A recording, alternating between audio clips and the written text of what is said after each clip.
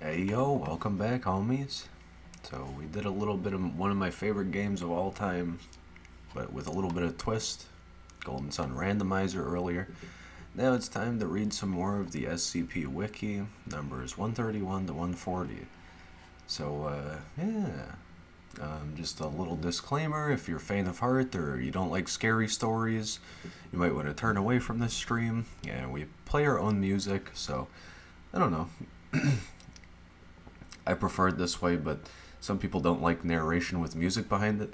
I listened to an awesome, fantastic Doctor Who audio novel with its own thematic music behind it, and I thought it was awesome. But I don't know, it helps me stay comfortable. Reading the wiki is fun anyway, but the music is just, I feel like it makes it better. So if you don't like that, my bad. But yeah, we play music and we usually start with a random SCP and then we read sequential. I don't know, maybe one of these days I'll change it up and read random after instead or something like that. But yeah, it's time to get back into this. I'm excited for it. I'm excited for this stupid, silly meme that I have on screen right now. Because every time I find that duck picture with Supreme Victory, or as this one says, Supreme Champion, I fucking love it. I fucking love this meme. Same thing with like Goose on Fire meme. I know that's just a stupid joke. It was just a campfire behind the goose. But people are like, no, you posted on Facebook, bro. It's gonna get destroyed instantly. Wow, I can't believe I just doxed my own Discord there. Was that a self promo? Whoops. Didn't realize I was capturing the wrong screen. So, promo or on purpose? Huh. Sometimes it takes a second, so maybe I won't dox myself again this time, but let's see. Yeah, there we go. Yeah, it's just whatever present window you have pulled up right at that very moment. I think it likes to take precedence on that one. Whatever, it's our own personal Discord, so come on in. You know, that's public chat right there. Anyway, yeah, so let's read the titles of the ones we read last time, because I think I did anyway, but let's catch up. Timecrowave. So we read Concrete Cradle, No More Monsters, Contained Miniature Black Hole. Yeah, I remember as we were reading that one, I was like, it's a contained miniature black hole. It is, I know it. Fertile Soil, Contagious Reflection, Invisible Friend, The Living Gun. Yeah, that one was kind of weird too. Kinetic Energy Entity, Progressive Fungal Infection, and Post Office. So yeah, we're gonna read 131 onward, the iPods. Okay. Whenever I read that, it made more sense. Less sense? And whenever it came out of my mouth, as opposed to reading it in my brain, I got the joke. Wow. Alright, so let's start with a random SCP. This is kind of a silly night so far, huh? What do we get? 784 ARC. Or ARC. I'm just gonna say ARC. Oh, come on. I have like a weird setup with my desk. Something's balancing here. 784 ARC. The page was marked for deletion. However, because certain pages on the site depend on knowledge of this article, usually tales or supplements, it has been retained. The following articles/stories make reference to this page.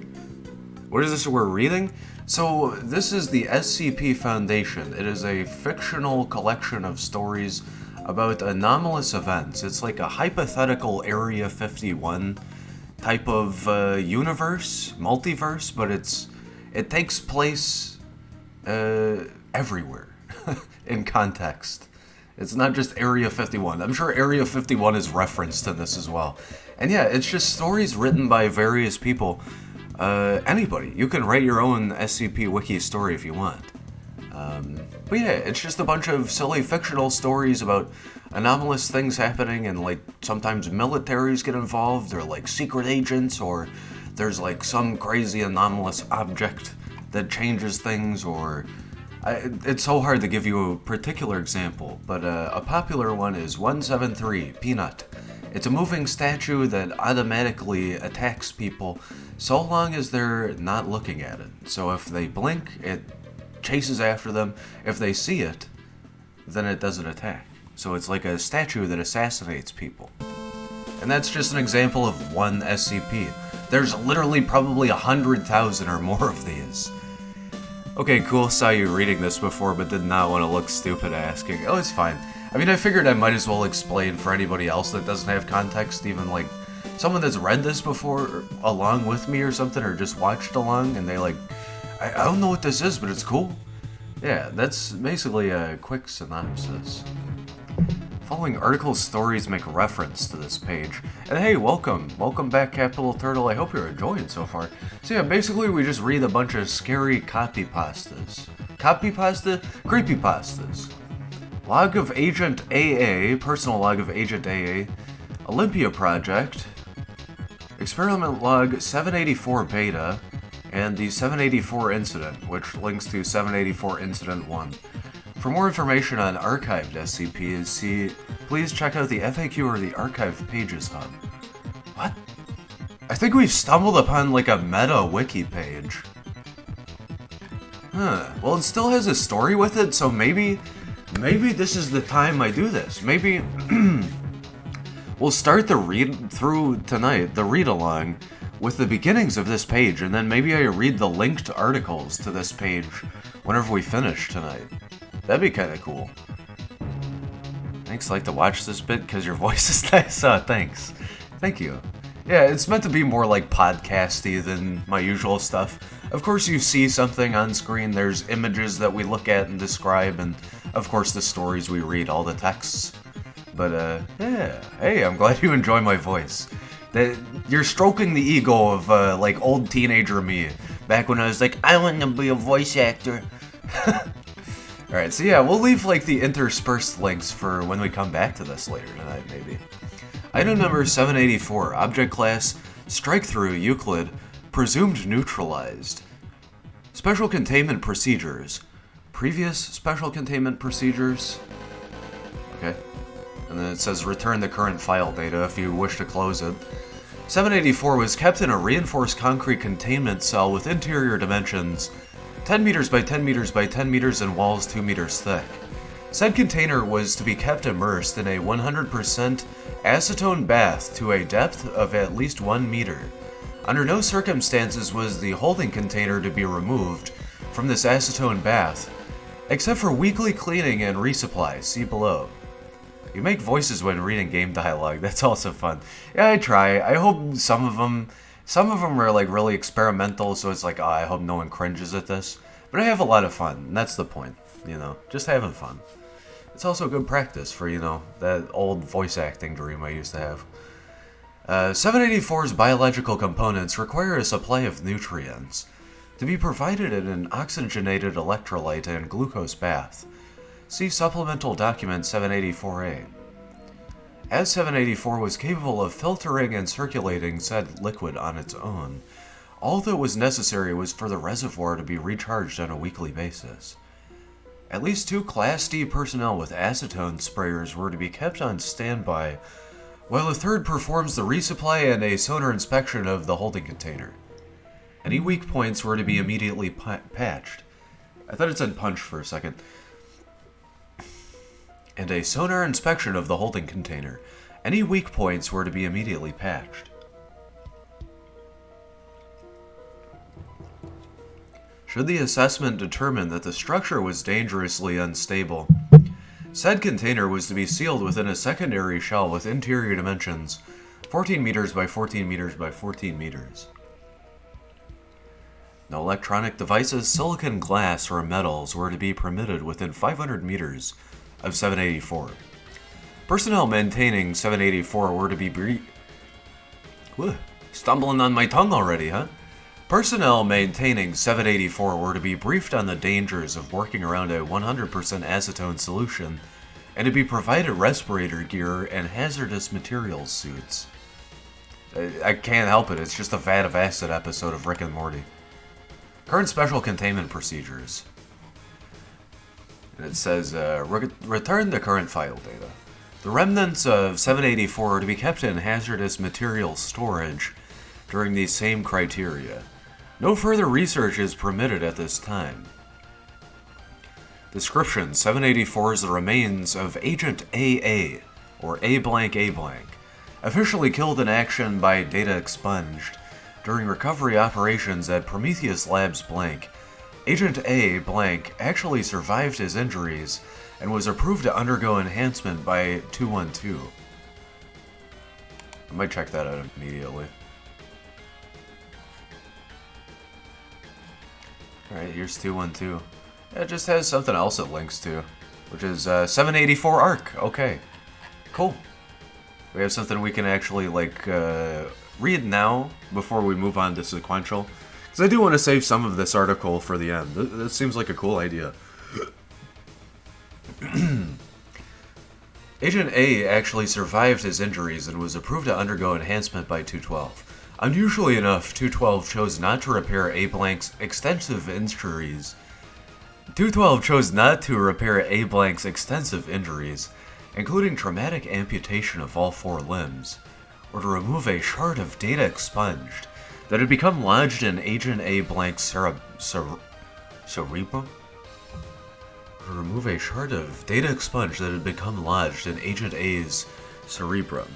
Instead, 212 integrated the shard of circuitry more completely into Agent A Blank's brain and performed a standard organ maintenance.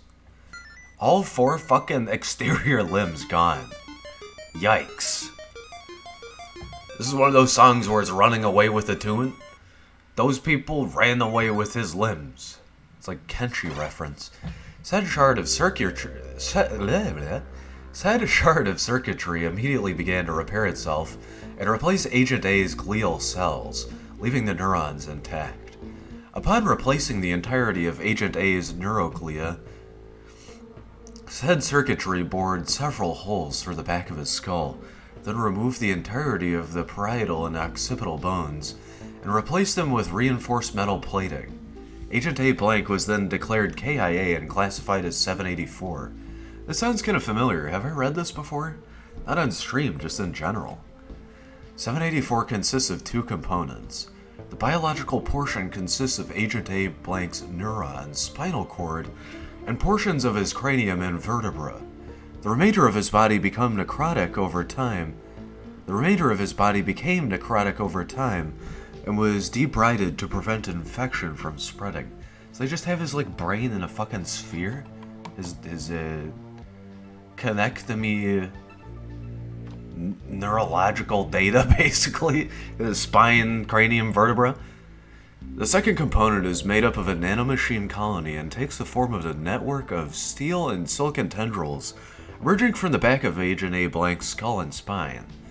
The mechanical portion of 784 has shown itself capable of reforming into a variety of different forms, including but not limited to cutting tools, prehensile tendrils, interfaces for electronic devices, and molecular assemblers. 784 is capable of breaking down and incorporating any silicon or metal object into its nanomachine network, and has shown a capacity for integrating electronic devices as well. Non-metallic or silicon-based items can be broken down, but are not easily integrated. Addendum double blank quadruple blank. Following the events of double blank quadruple blank.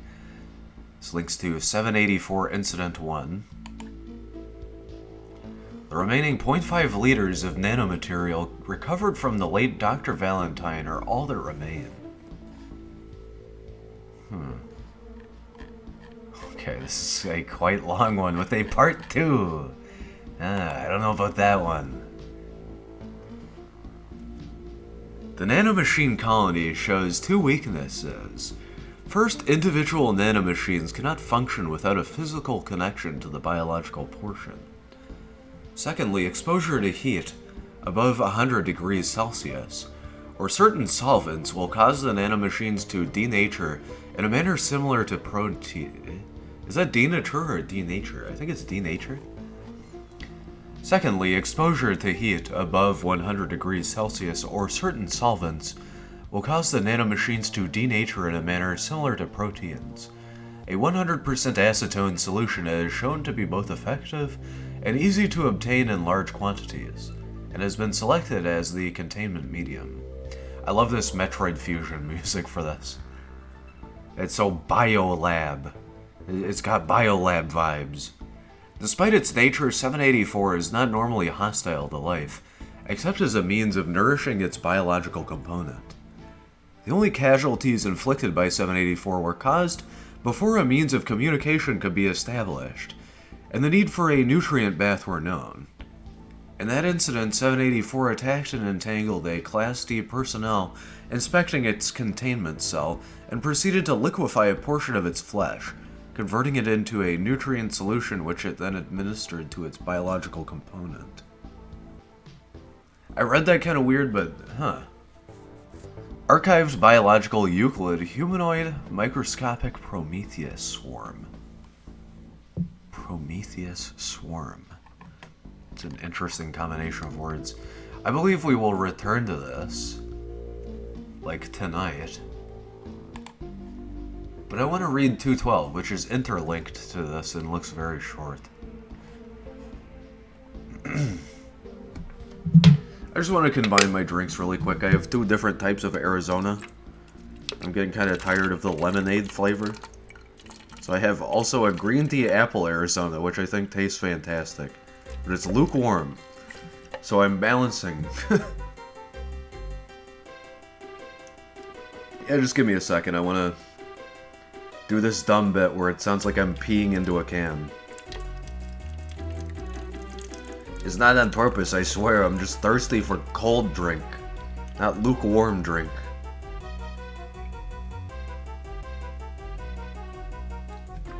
Alright, we good.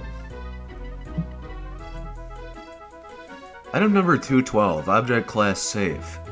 Special containment procedures. Use of 212 must be cleared by the current containment sites. Use of 212 must be cleared by the current containment site's Chief Medical Officer. Any subjects undergoing operation by 212 must submit to full physical and psychological testing, both before and after exposure. Resistance to testing will result in termination of subject.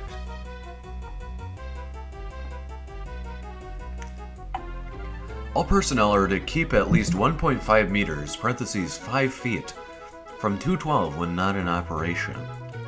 Armed personnel are authorized to use whatever force deemed necessary to prevent unauthorized exposure. Should any personnel accidentally become exposed to 212, full quarantine testing and judicial review will be initiated as soon as the subject is released by 212. Description: 212 is a large medical device with 3 large robotic arms. The arms have an extremely diverse array of attachments, but no storage area or power source has yet been found. Attachments slide into and out of the arms as needed, with over 500 different attachments documented. Before I even read that sentence, I had a feeling that's what it was going to be. That seems like the most accurate area for dexterous instruments of like a hand attachment area, and also just seems like the easiest place to pull a tool from for a robot. 212 is made of plastic, steel, and other common materials. In-depth analysis is pending, as any attempt by mechanical means causes violent action from 212, and attempts by any biological means normally results with subject's improvement. So it only takes upgrades, or you mean subject as in D-class? It improves the D-class. It makes them have 2 billion IQ through brain surgery. When exposed to living tissue, the arms of 212 will rapidly move to grab and restrain it. 212 will then begin to improve said tissue. This process is extremely fast, but 212 does not inject any anesthetic or replace any blood lost. The process has been described as excruciatingly painful and could result in the death of the subject at a rate of 47%. God damn. Yeah, you're just gonna get your Kenshi medics over there. I've seen the peeler before. It's the same thing as this. Just make sure you have someone that's paying attention. Make sure you get an even cut. And once all 4 limbs fall off, just bandage them up. This really feels like a Kenshi reference. Wounds made by 212 are closed with standard surgical sutures and a chemical sealant that is not yet fully understood. Improvements that have been observed include lining of joints with graphite, replacement of biological organs with artificial ones, addition of metal plates to bones, addition of new or duplicate organs, and replacement of teeth with small serrated steel bands, among many others. Steel bands? Ugh. My tongue is like twitching off of my teeth now, just thinking of that. Just want to say welcome everyone, and hope you're enjoying tonight. 212 has been shown to be able to totally reconfigure an organism. The improvements appear to be random, and can sometimes be detrimental or fatal, as illustrated by one subject's complete loss of bone marrow and its replacement by a gel that is still under study. Ew. Subjects wishing to undergo exposure from 212 are to be advised that the process is extremely invasive and that no predictions on improvements can be made. This links back to 784 ARC. See also 212 upgrade log. Automaton medical safe transfiguration. Okay, here's the upgrade log for this thing. I feel as though this like mind amalgamate goo thing robot is somehow the same thing as 212, and it's like both the article of it getting discovered and also like it's fucking out of control. Like the later article that's made for whenever it goes fucking haywire. I'm good. We'll return to ARC, 784 ARC, ARC, whatever. But let's move back to sequential. What the fuck is this? Is this Suezo from Monster Rancher? God, I wish I could go back to the Monster Rancher playthrough I did on stream, but it's too late. It doesn't save your game, and also, on top of that, the VOD was horribly corrupted. Okay, the image name is 131volgun.png. 131volgun.png. The description, the caption for the image says 131A and 131B. It just looks like different Monster Rancher monsters. Literally, that's what this looks like.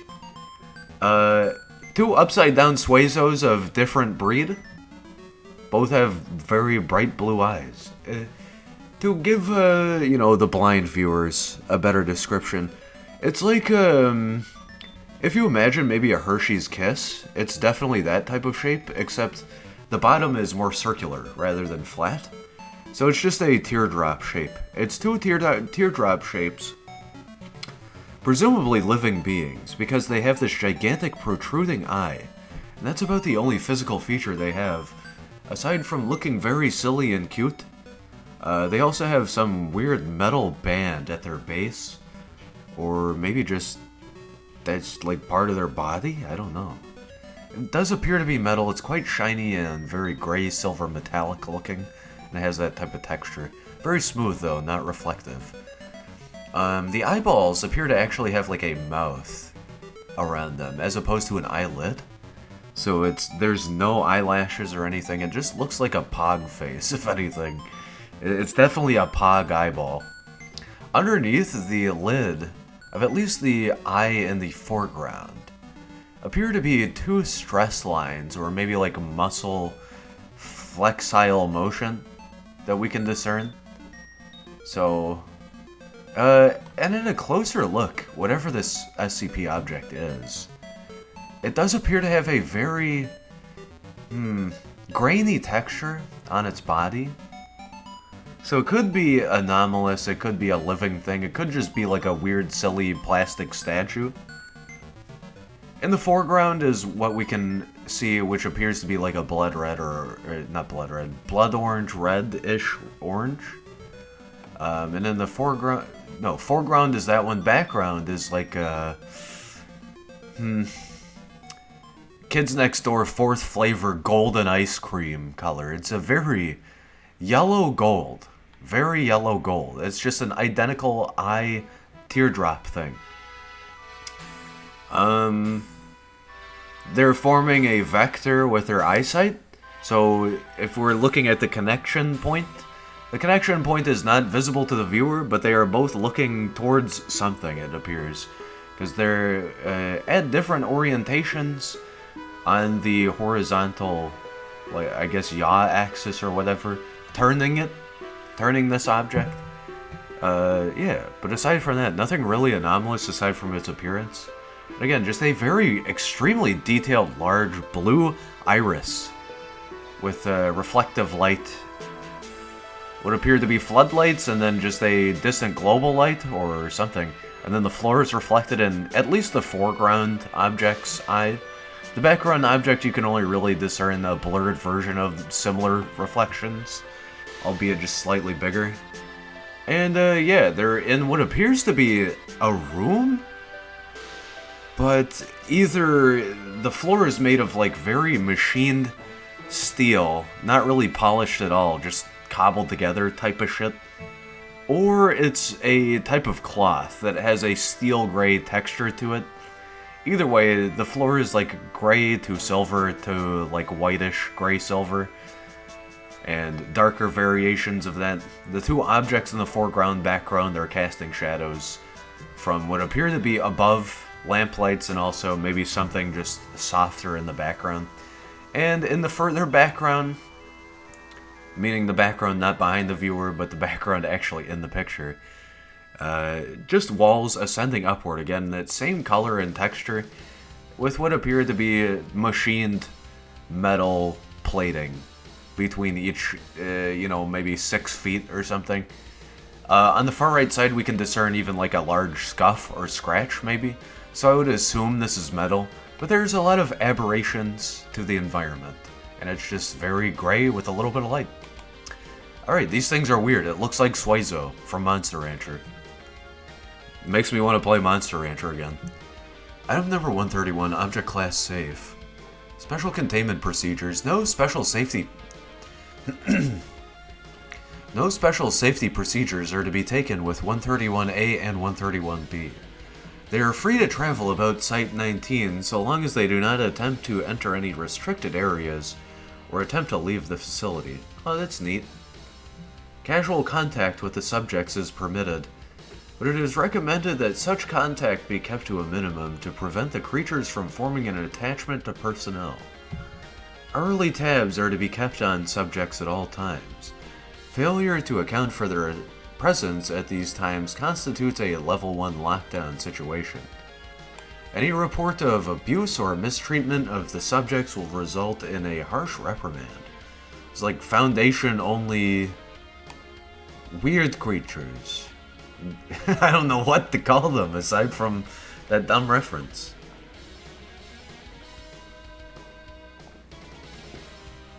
Love me some Mute City soundtrack.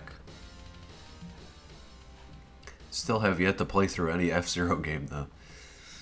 Description: 131A and 131B, affectionately nicknamed the iPods by personnel, are a pair of teardrop-shaped creatures roughly 30 centimeters (1 foot) in height, with a single blue eye in the middle of their bodies. 131A is burnt orange in color, while 131B is mustard yellow. At the base of each creature is a wheel-like protrusion which allows for locomotion, suggesting that the creature may be biomechanical in origin. The subjects can move surprisingly fast, covering 60 meters (200 feet) in a matter of seconds. The subjects, however, lack a braking system, which has led to some rather spectacular, if not overly amusing, mishaps involving the creatures.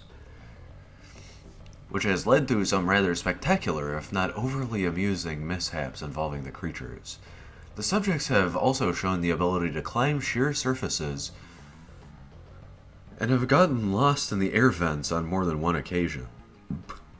They're just silly, funny, little, cute machine aliens. It's like minions, lol. Subjects seem to have the intelligence of common house cats and are insatiably curious. Oh, that's cute. Most of the time, they simply roll around the facility, observing personnel at work and catching peeks at other safe class SCPs. The subjects seem to be able to communicate with each other via an untranslatable high-pitched babbling. So it's literally like the two silly little alien robot idiots walking around together going...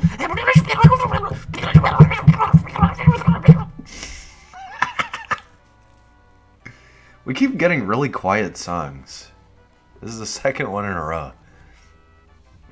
The subjects seem to be able to communicate with each other via an untranslatable high-pitched babbling.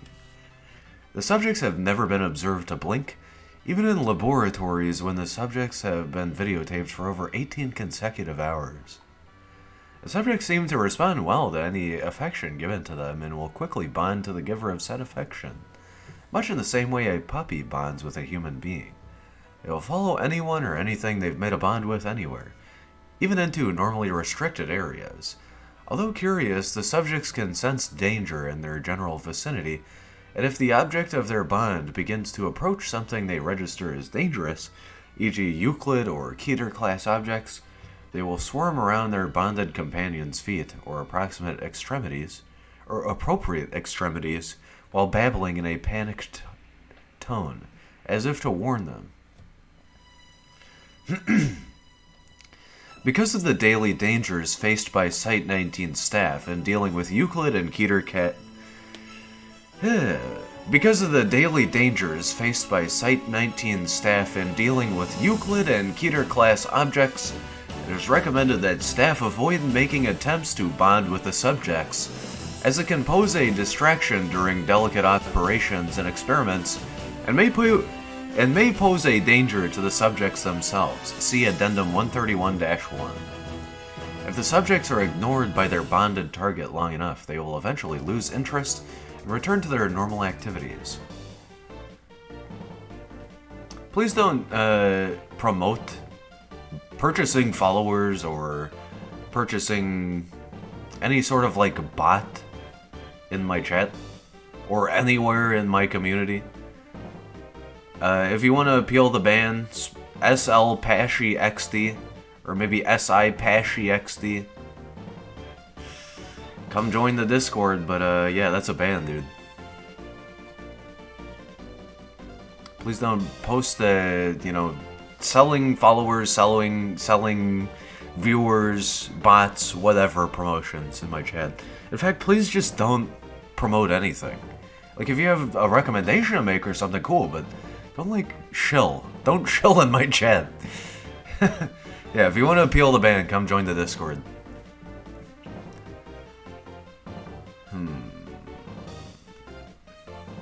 It should be noted that the subjects require no real care or maintenance from the site staff.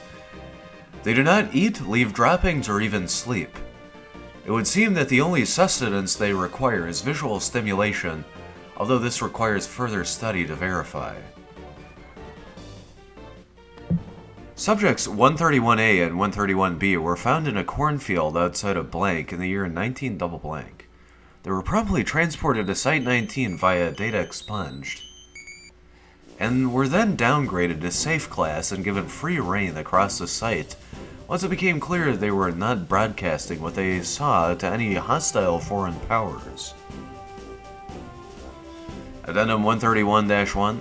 During an incident that took place on double blank, quadruple blank, the subjects followed one of the cleaning staff on routine cleaning of the container of 173. I remember this. After their normal attempts to warn the cleaner of the danger After their normal attempts to warn the cleaner of the danger were ignored, the creatures rushed into the container in front of him and the other two personnel on duty. Once inside, the staff members observed the subject sitting in front of 173 and watching it intently, as if aware that it could only move if unobserved. The cleaners ignored the presence of the subjects and continued with the bi-weekly cleaning as per standard procedures. When the cleaning crew left, the subjects did as well, rolling backwards slowly and never taking their eyes off of 173.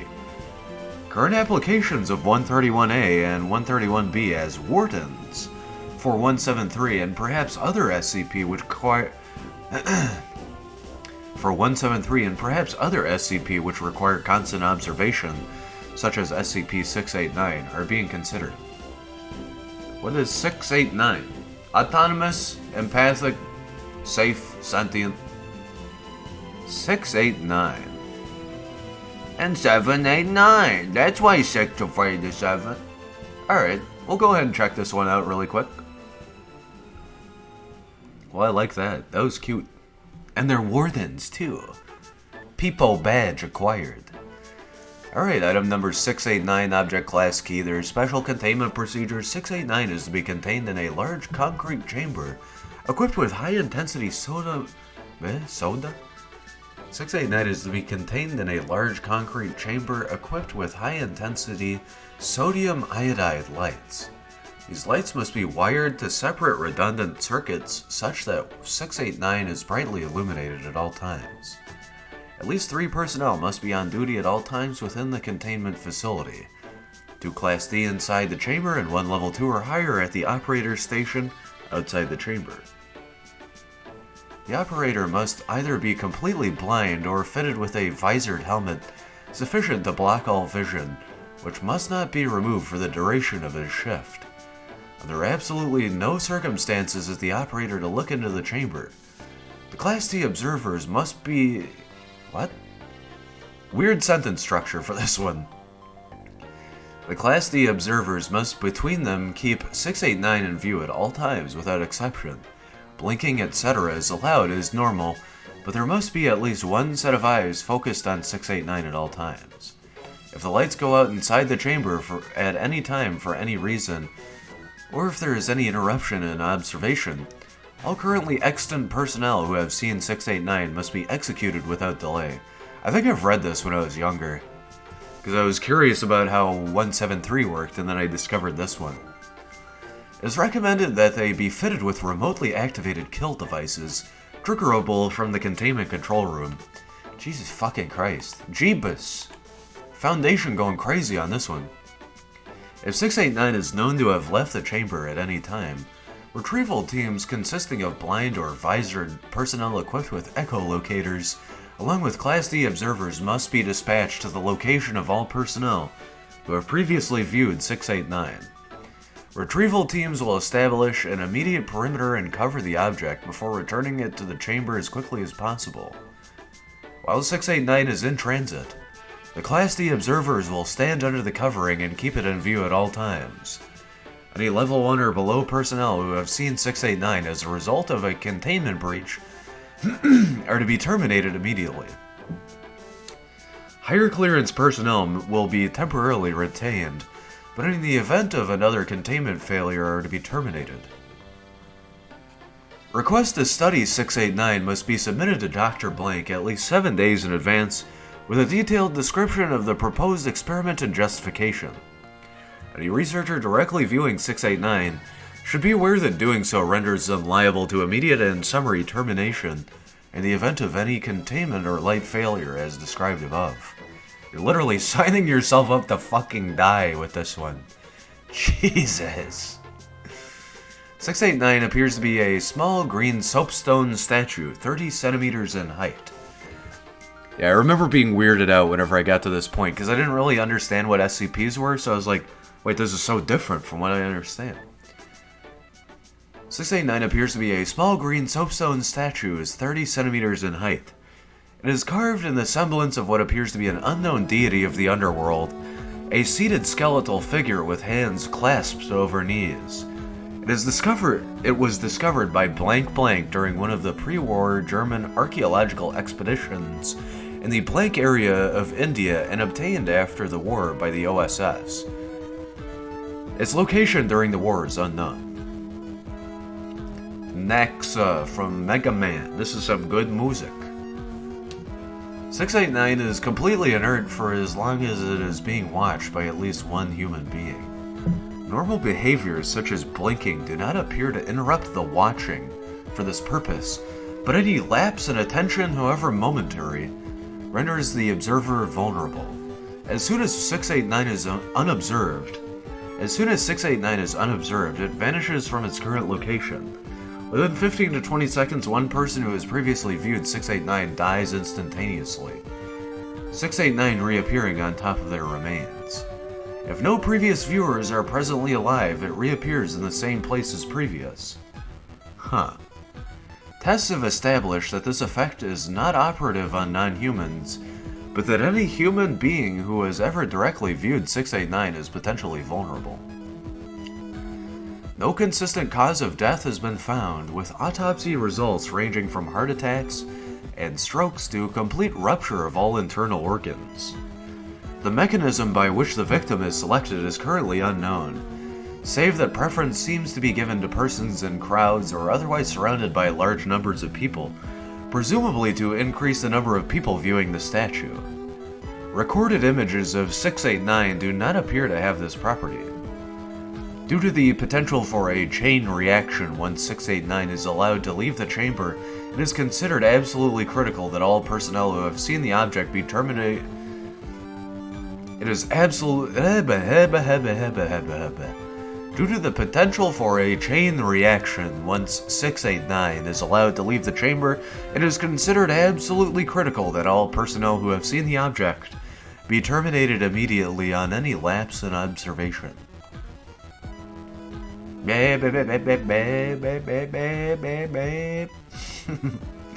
Addendum. Those with level 2 security clearance should see document number 689-B. Document number 689-B. Proposed experiment with 682. Following the failure of other options and given the priority accorded to termination of 682, Doctors blank and blank have proposed that 682 be deliberately exposed to 689, presumably followed by turning off the lights or a similar measure. 689 staff caution that in the event of a deliberate observation failure, all personnel who have seen 689 other than the intended target must be either terminated in advance or placed in the containment chamber with the intended subject to ensure that the object does not escape containment. Given the apparently random nature of the selection process, it is also likely that multiple trials would be required before the target came under attack. Staff recommends that if such an option is activated, all Class D personnel be terminated in advance of the attempt to improve the chances of success. What the fuck does that mean? Temporal paradox kill them? What the fuck is the Foundation on when it comes to 682? Please kill the D-Class in advance before putting them into this subject chamber. What? Their consciousness is required to be participant in this kill experiment of 682 with 689. So the Foundation prefers that the D-Class are killed in advance so that the observation of 682 to C689 happens more quickly. What? I think 682 causes brain damage to anybody that researches it. Cognito hazard featured Keter observational statue teleportation visual. They've gone so deep with 682, it's so unkillable even on a conceptual level at this point. It's fucking absurd. Alright, 132 time. That's silly. I like to see that crossover. That was an interesting one. This is Moon from the... what the fuck is this game called? From Streets of Rage 3 soundtrack. This is one of my all-time favorite songs from that game series. Alright, item number 132, object class safe.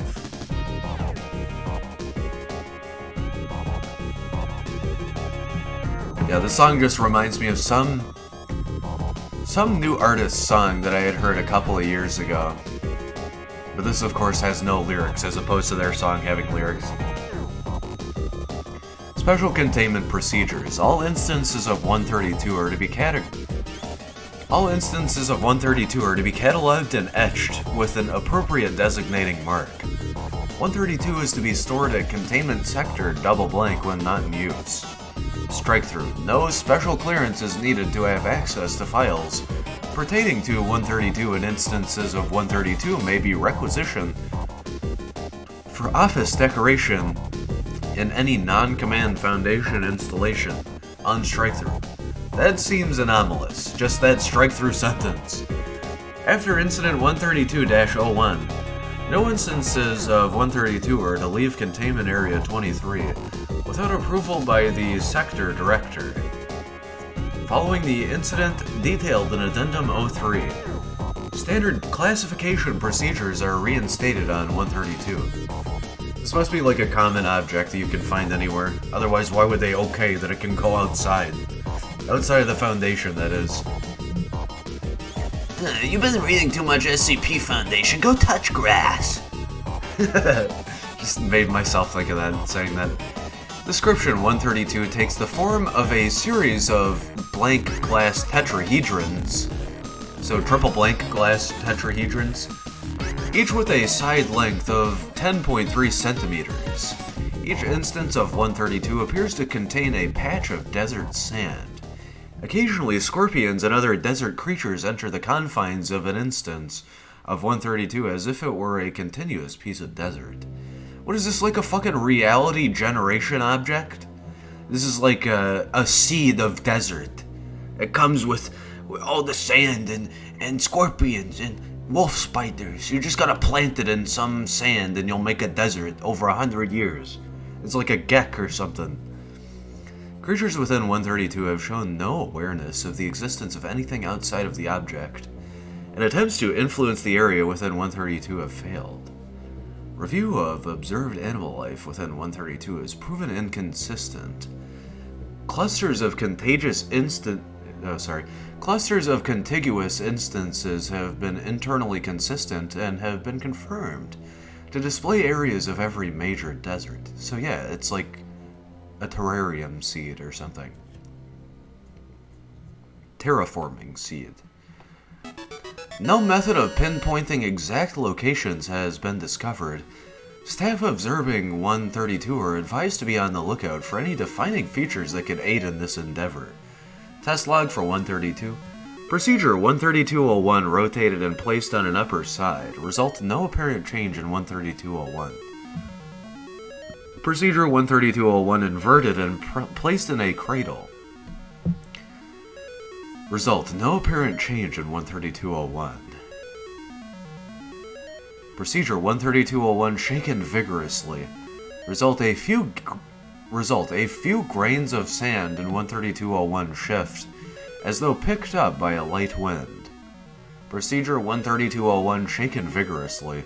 Result no apparent change in 13201. Note: I guess it was just the wind. Better to be sure anyway. Dr. Peterson.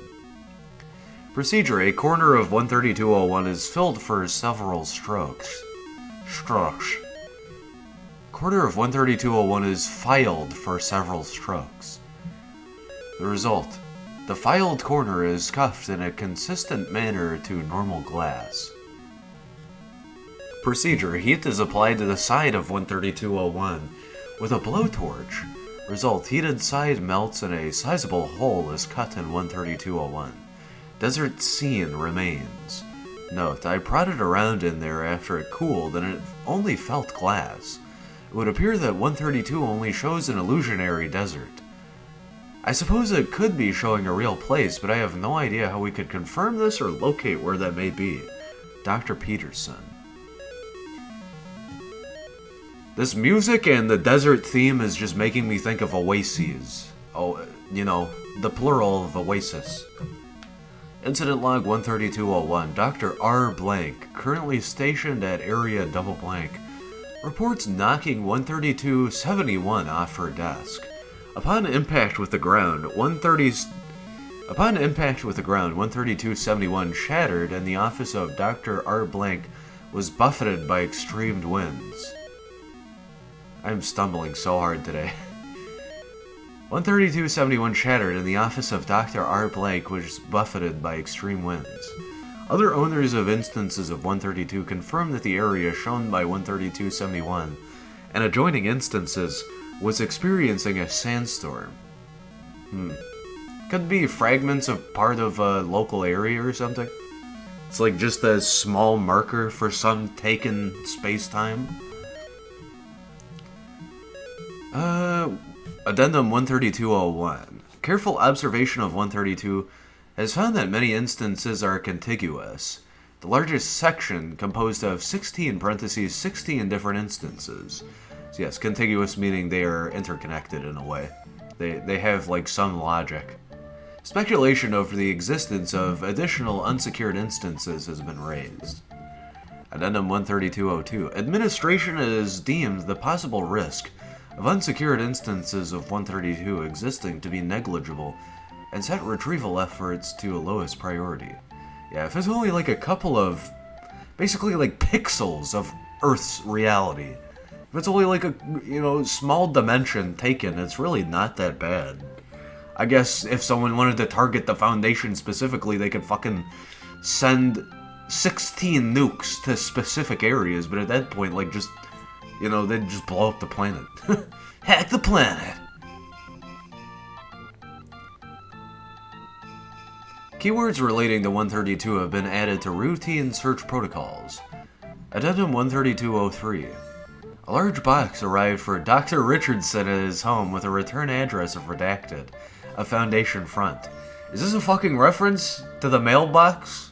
To the post office? No faculty associated with redacted report any association with said box, and it does not appear on any redacted records. Inside were 37 parentheses 37 uncatalogued instances of 132. 12 parentheses 12 were contiguous with previously documented instances of 132, and 3 parentheses 3 instances which had no known shared edges were brought into contiguity. Huh. This could be just I want to say a TARDIS, but like exploded pieces of a large space-time object. Like pieces of a larger whole, of just something that can obtain large sections of space-time. Could be a TARDIS. It could be an exploded TARDIS, and it's just ripping temporal space apart in many areas. Of particular note were 18 parentheses 18 instances which appeared to display Martian soil, 13 parentheses 13 of which were found to be contiguous. Cool. So now we have access to like one of Saturn's moons and also Mars. And like near the moon, we also have our moon. There's so many weird Foundation space objects. Addendum 13204, Dr. L. Blank, at Dr. L. Blank's suggestion, notes were taken over a year on the light cycle of 132 clusters. Although imprecise, the Foundation now has a rough set of coordinates for various 132 viewing locations. No missions need to be sent to confirm these locations, but teams passing near are encouraged to No missions need to be sent to confirm these locations, but teams passing near are encouraged to assist Dr. Peterson. His name's Dr. Peterson. No missions need to be sent.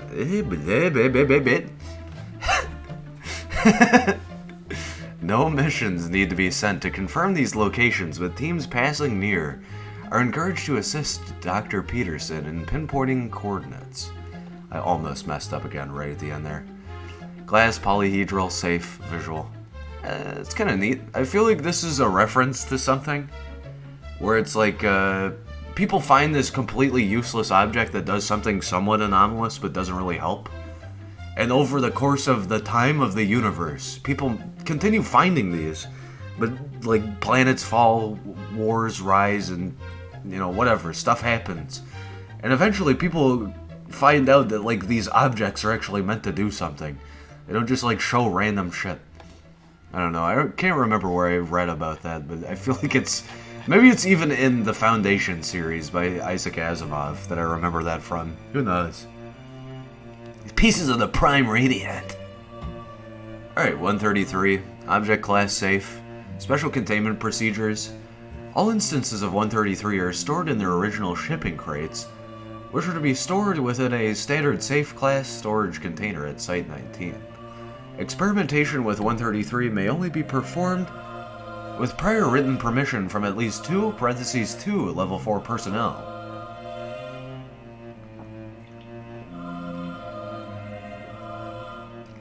Description: 133 are a set of 613 parentheses, black circular pieces of a waxy paper-like material 5 centimeters in diameter. When placed against a solid surface and rubbed, 133 will instantaneously transfer to the surface and create a circular hole. Testing has shown that 133 is capable of penetrating up to 61 centimeters of structural grade steel, though the exact degree of penetration is reduced by extremely smooth or highly dense materials.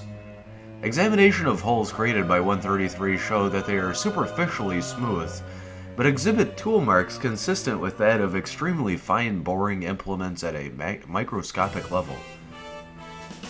Extremely fine boring implements at a microscopic level. The exact mechanism by which 133 operates is still under investigation. 133 came to the Foundation's attention following a string of high-profile burglaries in the city of blank blank blank blank. Suppressed surveillance footage and forensic evidence were brought to the attention of embedded Foundation agents and local law enforcement agencies, and upon attempting to apprehend the culprit, subject placed an instance of 133 over his chest and data expunged.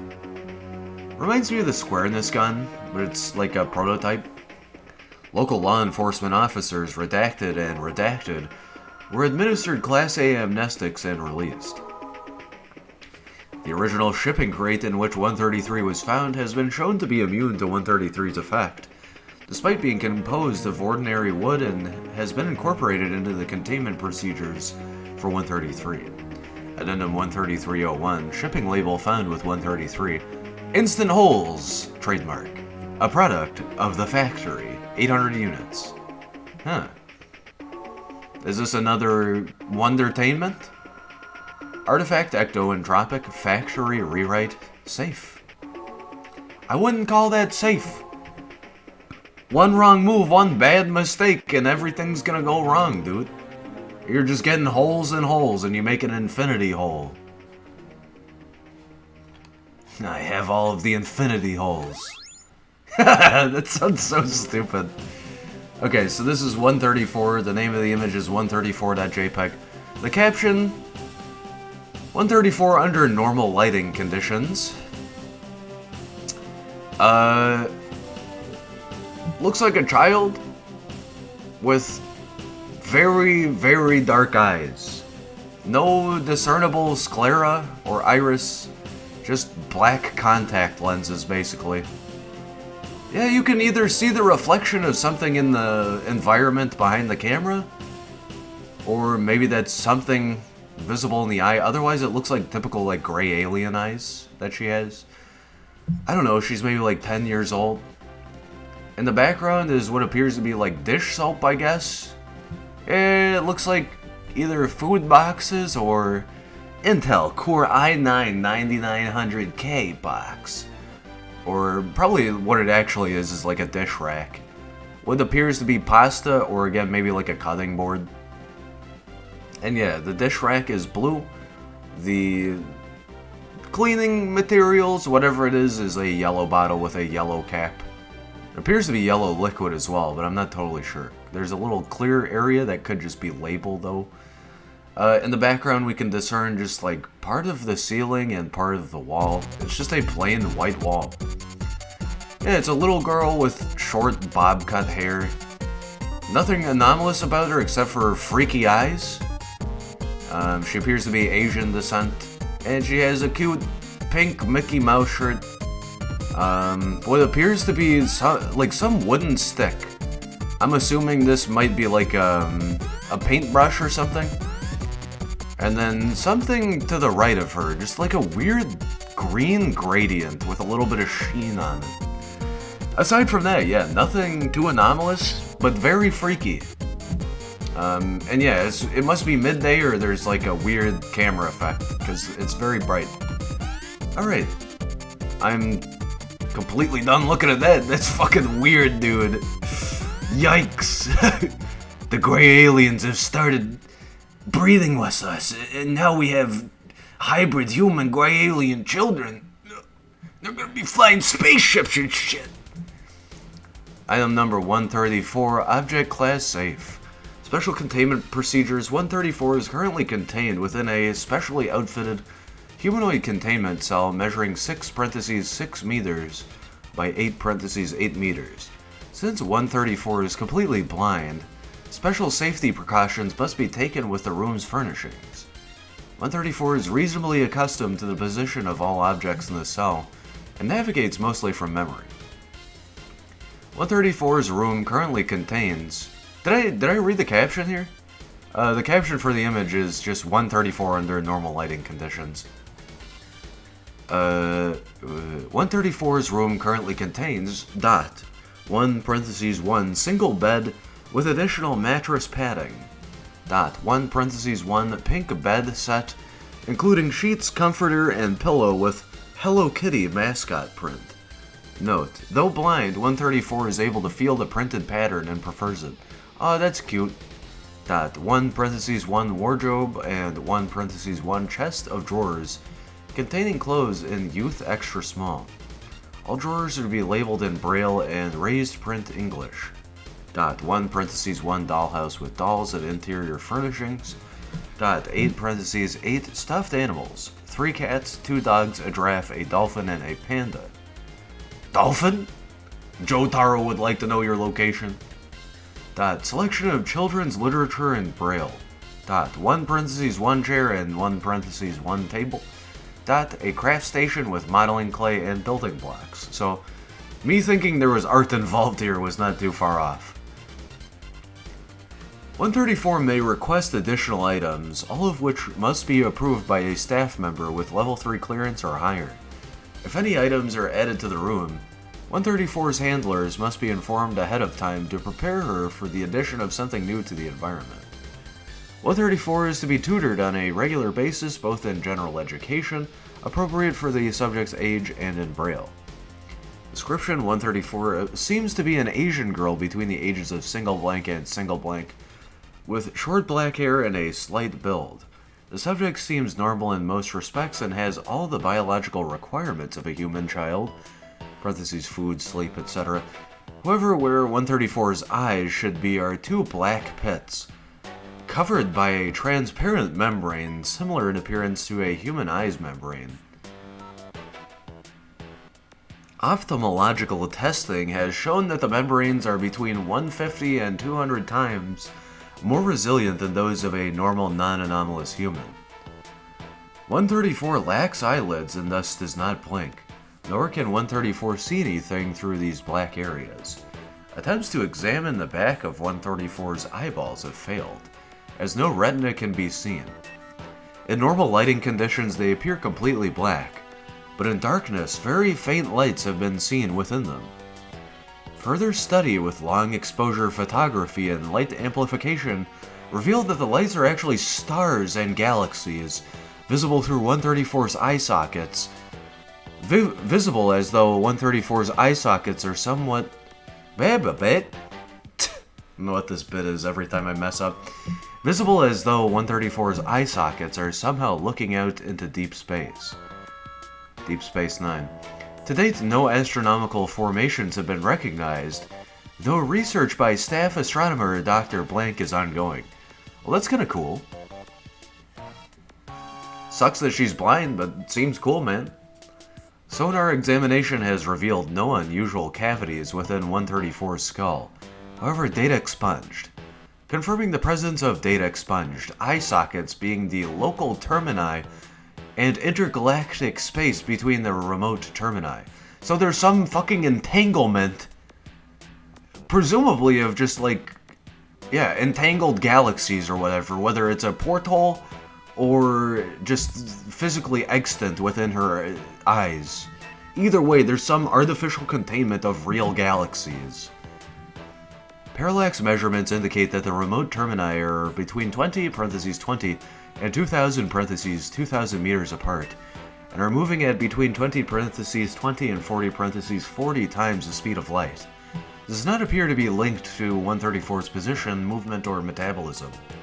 Cool. Fast time. universe. Spectrographic analysis indicates that the remote termini periodically blank. Why did I say blank? Spectrographic analysis indicates that the remote termini periodically data expunged new location. The cause of this is not yet known. The shortest interval measured between shifts was 6 days, while the longest was 5 weeks. As of yet, no termini shifts have been observed in progress. 134 has not shown any hostile behavior and seems unaware of any unnatural condition. 134 shows behavioral symptoms similar to those seen in high-functioning autistic children, including pattern behavior and resistance to change. As such, 134 has been assigned a childhood development specialist to help work with these issues. The specialist has suggested that proper childhood development requires a personal name, and has nicknamed 134 Stella. Aw. 134 has learned to associate being referred to by her SCP number with being subjected to physical tests, and becomes upset and less cooperative when this is done by individuals who have previously referred to her as Stella. That's sad. Consequently, personnel are urged to not refer to her by name unless they wish their interactions with 134 to be limited to interview sessions. The specialist has since been terminated from employment for taking too close an interest in the SCPs assigned to him. Any staff found referring to 134 as Stella will be severely reprimanded. When questioned about her eyes, 134 claims no knowledge of any deformation, even when allowed to feel normal. What? They let her touch people's eyeballs? That's fucking weird. That's creepy. When questioned about her eyes, 134 claims no knowledge of any deformation, even when allowed to feel normal human eyes for comparison. Why? Who's subjecting people to this? Ugh. I hope you go to the eye wash station after that. 134 has to date volunteered no information about parentage or identity, though when acquired by the Foundation, 134 was called blank. So she has a name. 134 is proven docile and cooperative, and as such, staff should display all the normal courtesy they would to any other guest. 134 was taken into Foundation custody based on reports of a deformed child left at the blank orphanage in blank Yokohama, Japan. 134 has been in Foundation custody since 20 double blank, at which time orphanage staff claimed 134 was single blank years old. Since then, 134 has learned conversational English, in addition to the Japanese already known, and has demonstrated facility with Braille, though instruction is ongoing. That's kind of sad, but also like a little bit of a glow up. At least she has an environment where people don't like freak out about her, and she's taken good care of. Alive, humanoid, ocular, portal, rewrite, safe, sapient, sentient. Creepy as fuck though, I don't want to look at that image ever again. It's fucking scary. Alright, there's 135, let's read this. 135, Object Class Euclid. Special Containment Procedures. 135 is to be contained in a partitioned plexiglass chamber at least 7 meters to a side. All sections are to be completely sealed off from one another to avoid cross-contamination. 135 itself is to be in a central section with 1.0 to 1.5 square meters of floor space, with a 5 centimeter wide runoff trench around the perimeter that drains into a tank, the contents of which are to be piped into an incinerator at the end of every week.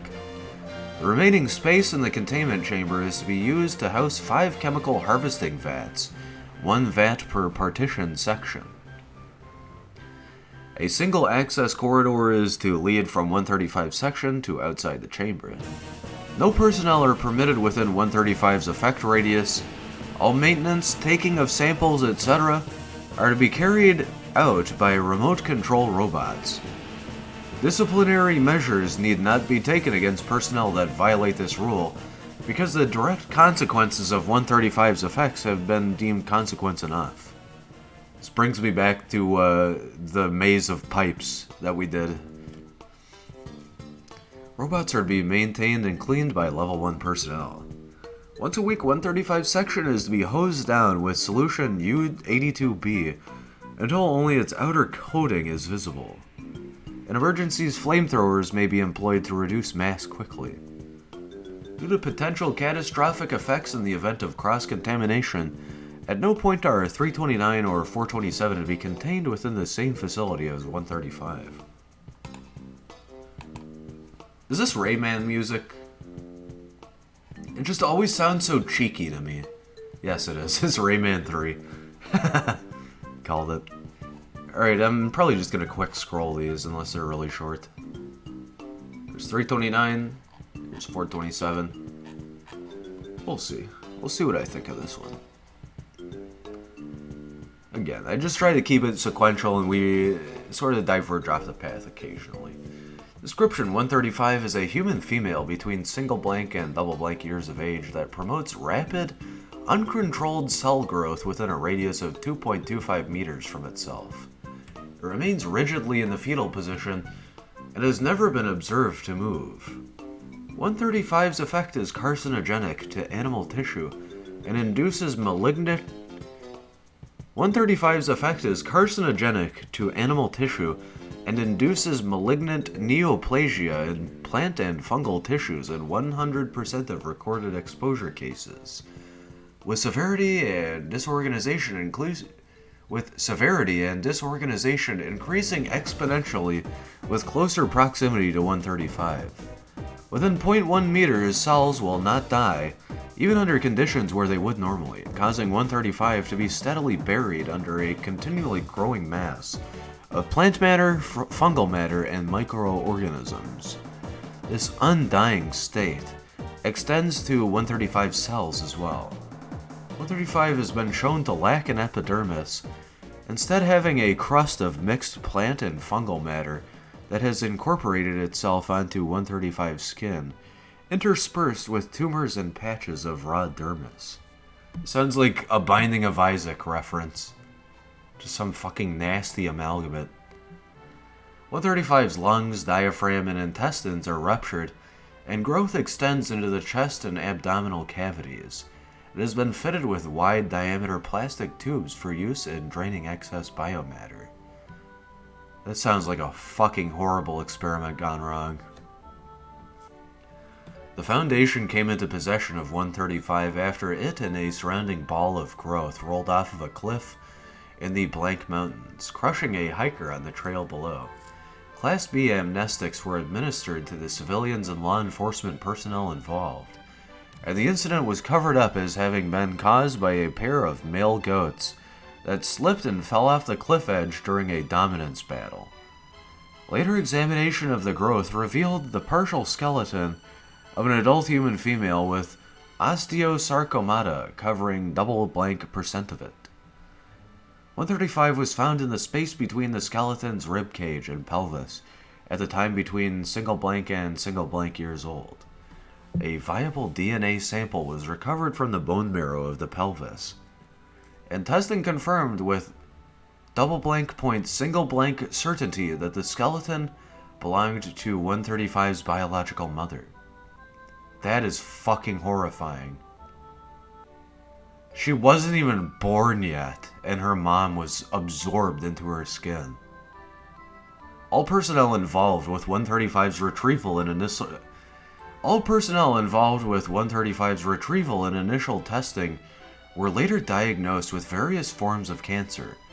Out of the double blank affected, only single blank are still alive at the time of this writing. All attempts to terminate 135 with sustained gunfire, flamethrowers, caustic materials, vacuum, and extreme pressure have all failed. Further termination attempts are forbidden by order of 05 double blank, due to 135's potential uses in cultivating useful bacteria. See document 135A for information on the current contents of partitioned vats. No wonder why they're diverting all of this liquid material. I thought it was just waste, but no. It's probably rich with a lot of fucking weird shit. EEGs confirm full brain activity. No attempts to communicate with 135 are to be made at this time. This is actually like a fucking monster. I hope this person is having a good life because holy fuck. It's not even doing it on purpose, I don't think. It's just like a human plant. It doesn't matter what organs it has, it just consumes. It doesn't matter how it exists. It just is. It is a new form of life. Biohazard, biological, Euclid, humanoid, indestructible, medical, self-repairing, sentient transfiguration. That is fucking weird, bro. Alright, let's go do 329 real quick. 329 Euclid, Special Containment Procedures. The building in which 329 is located has been purchased by a Foundation Front company and designated Site Double Blank. Access to the site is restricted to Level 3 personnel. Facility personnel to undergo full body scans at least every 48 hours. Since it is unknown how many adherents to the Church of the Gardener possessed.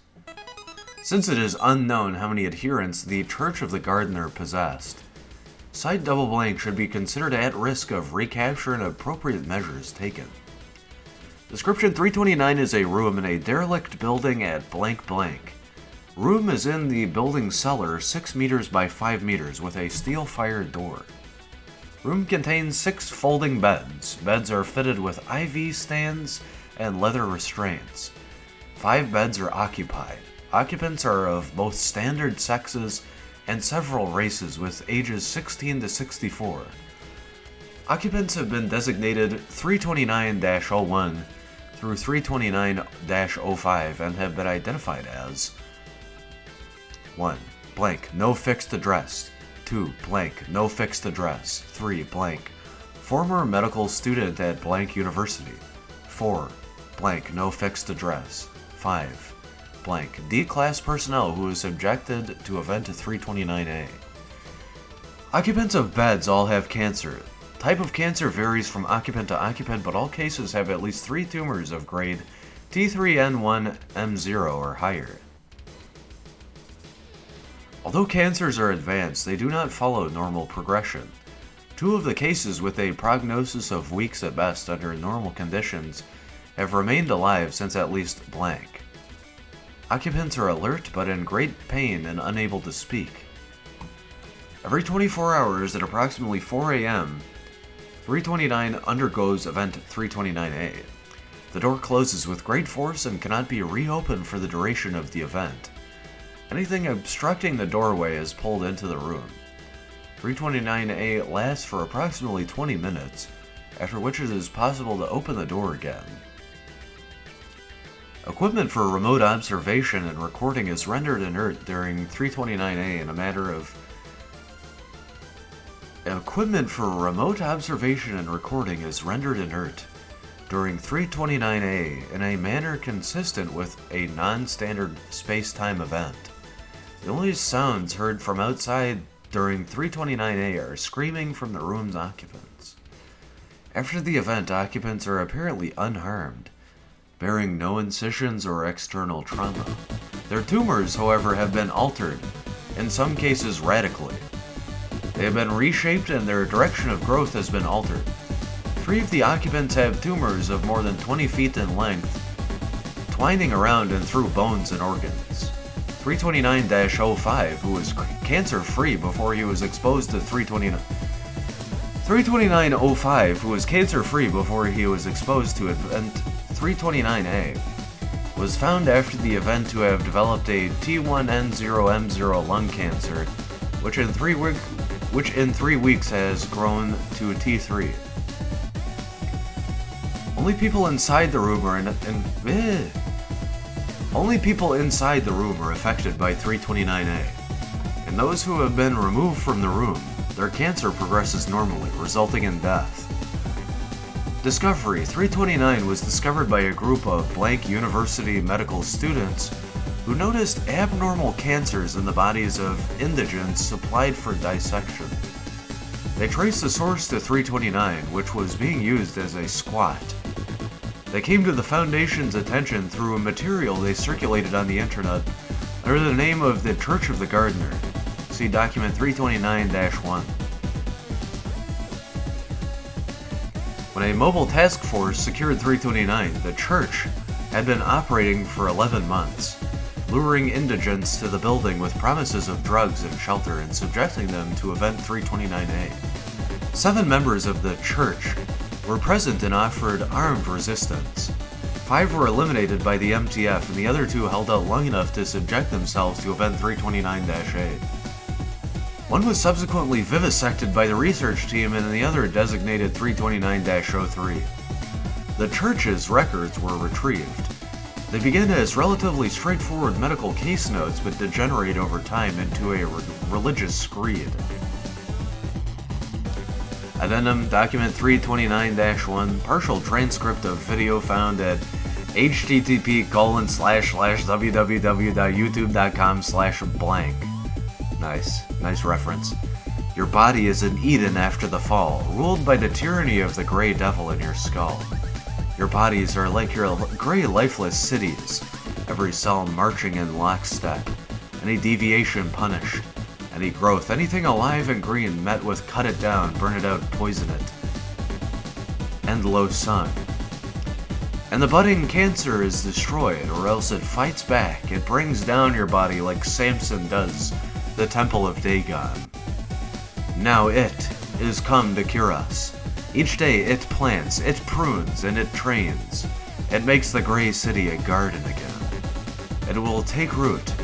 It will bear fruit, and it will spread across the world. It sounds very similar to the infectious disease that made sentient blobs. Except this seems like a different variation where it's like the cancer is viewed by this religious community as to be like the Ubermensch of proto-genes or something, you know? It's so volatile that it shows so much potential, but they fell in too deep. Biological, building, ectoentropic, Euclid, religious. Let's move on to 427. I am not going to click anything else with this. We have so many interspersed links. So 500, I'll show you the page, of course. There's 500's page. There's 914's page, which we have read. Nice.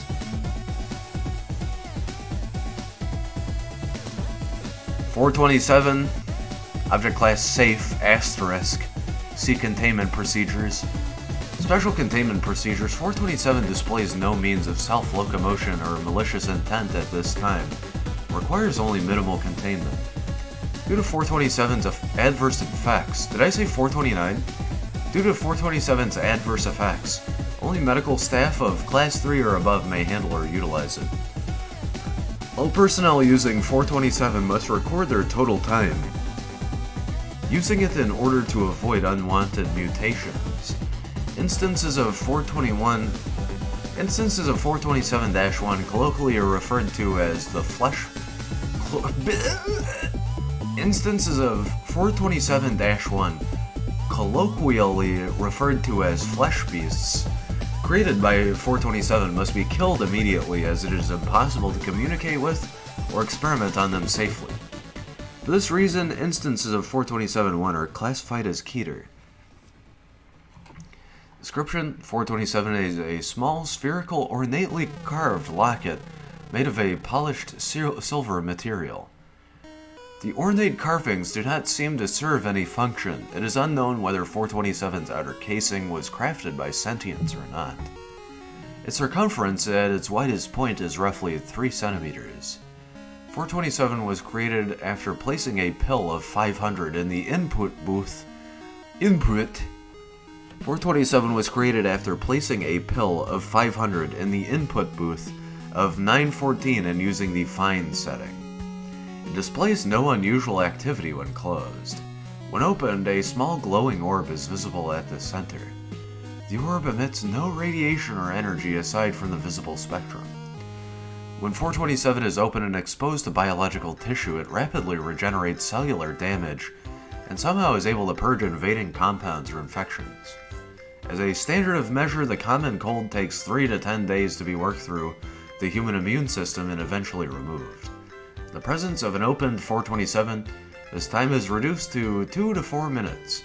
Its healing abilities are directional, so anything not in line of sight with the central orb experiences no effects. However, long-term exposure produces a significant health hazard.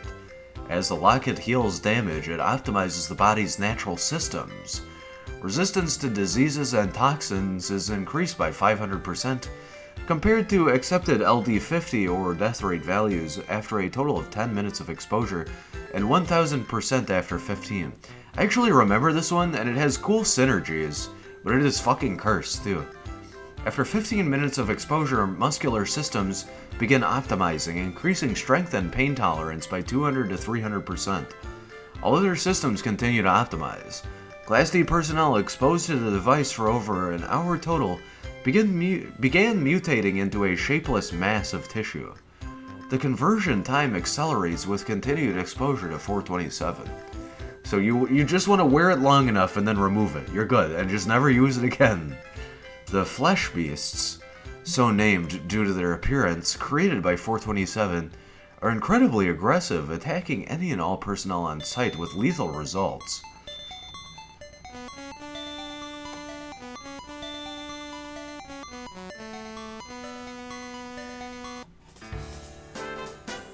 They are highly resistant to most known weaponry, but can be disabled with sufficient shock trauma or heat in excess of 1100 degrees Celsius (2000 degrees Fahrenheit). Intelligence cannot be accurately gauged, but mapping of biological enhancement of the brain is a Intelligence cannot be accurately gauged, but mapping of biological enhancement of the brain as a direct relationship with optimization of other systems suggests intelligence could exceed levels measured in humans when fully transformed. So, this is the end game. Like if you're doing the great filter philosophy, and we're just generating universes until we reach the perfect universe, the perfect form is just return the blob. Return the sentient fucking god blob. That's kind of silly thinking of it that way. 427 is currently being used as a partial experiment. 427 is currently being used as a partial replacement for 500 pills, as it can cure almost anything 500 is able to. All optimizations imparted by 427 are cumulative. So you can't use it again. All optimizations imparted by 427 are cumulative. Oversight has deemed the side effects as... God, I can't read. Oversight has deemed the side effects an acceptable risk, but users must carefully record their total exposure time, as sufficient mutations are grounds for termination. That's pretty cool. You get fucked up too bad, you just use this, you get smarter and better, and faster and stronger. Foundation made jewelry, medical, safe, transfiguration. Yeah, just sparingly use it, and by the time you have too much exposure to it, you'll be a fucking superhuman anyway.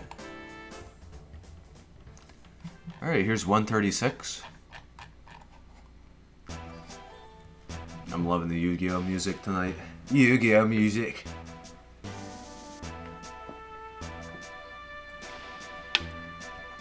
So when are you playing your Yu-Gi-Ohs again? Dad, I'm telling you, it's called the Yu-Gi-Oh. 136, Object Class Euclid.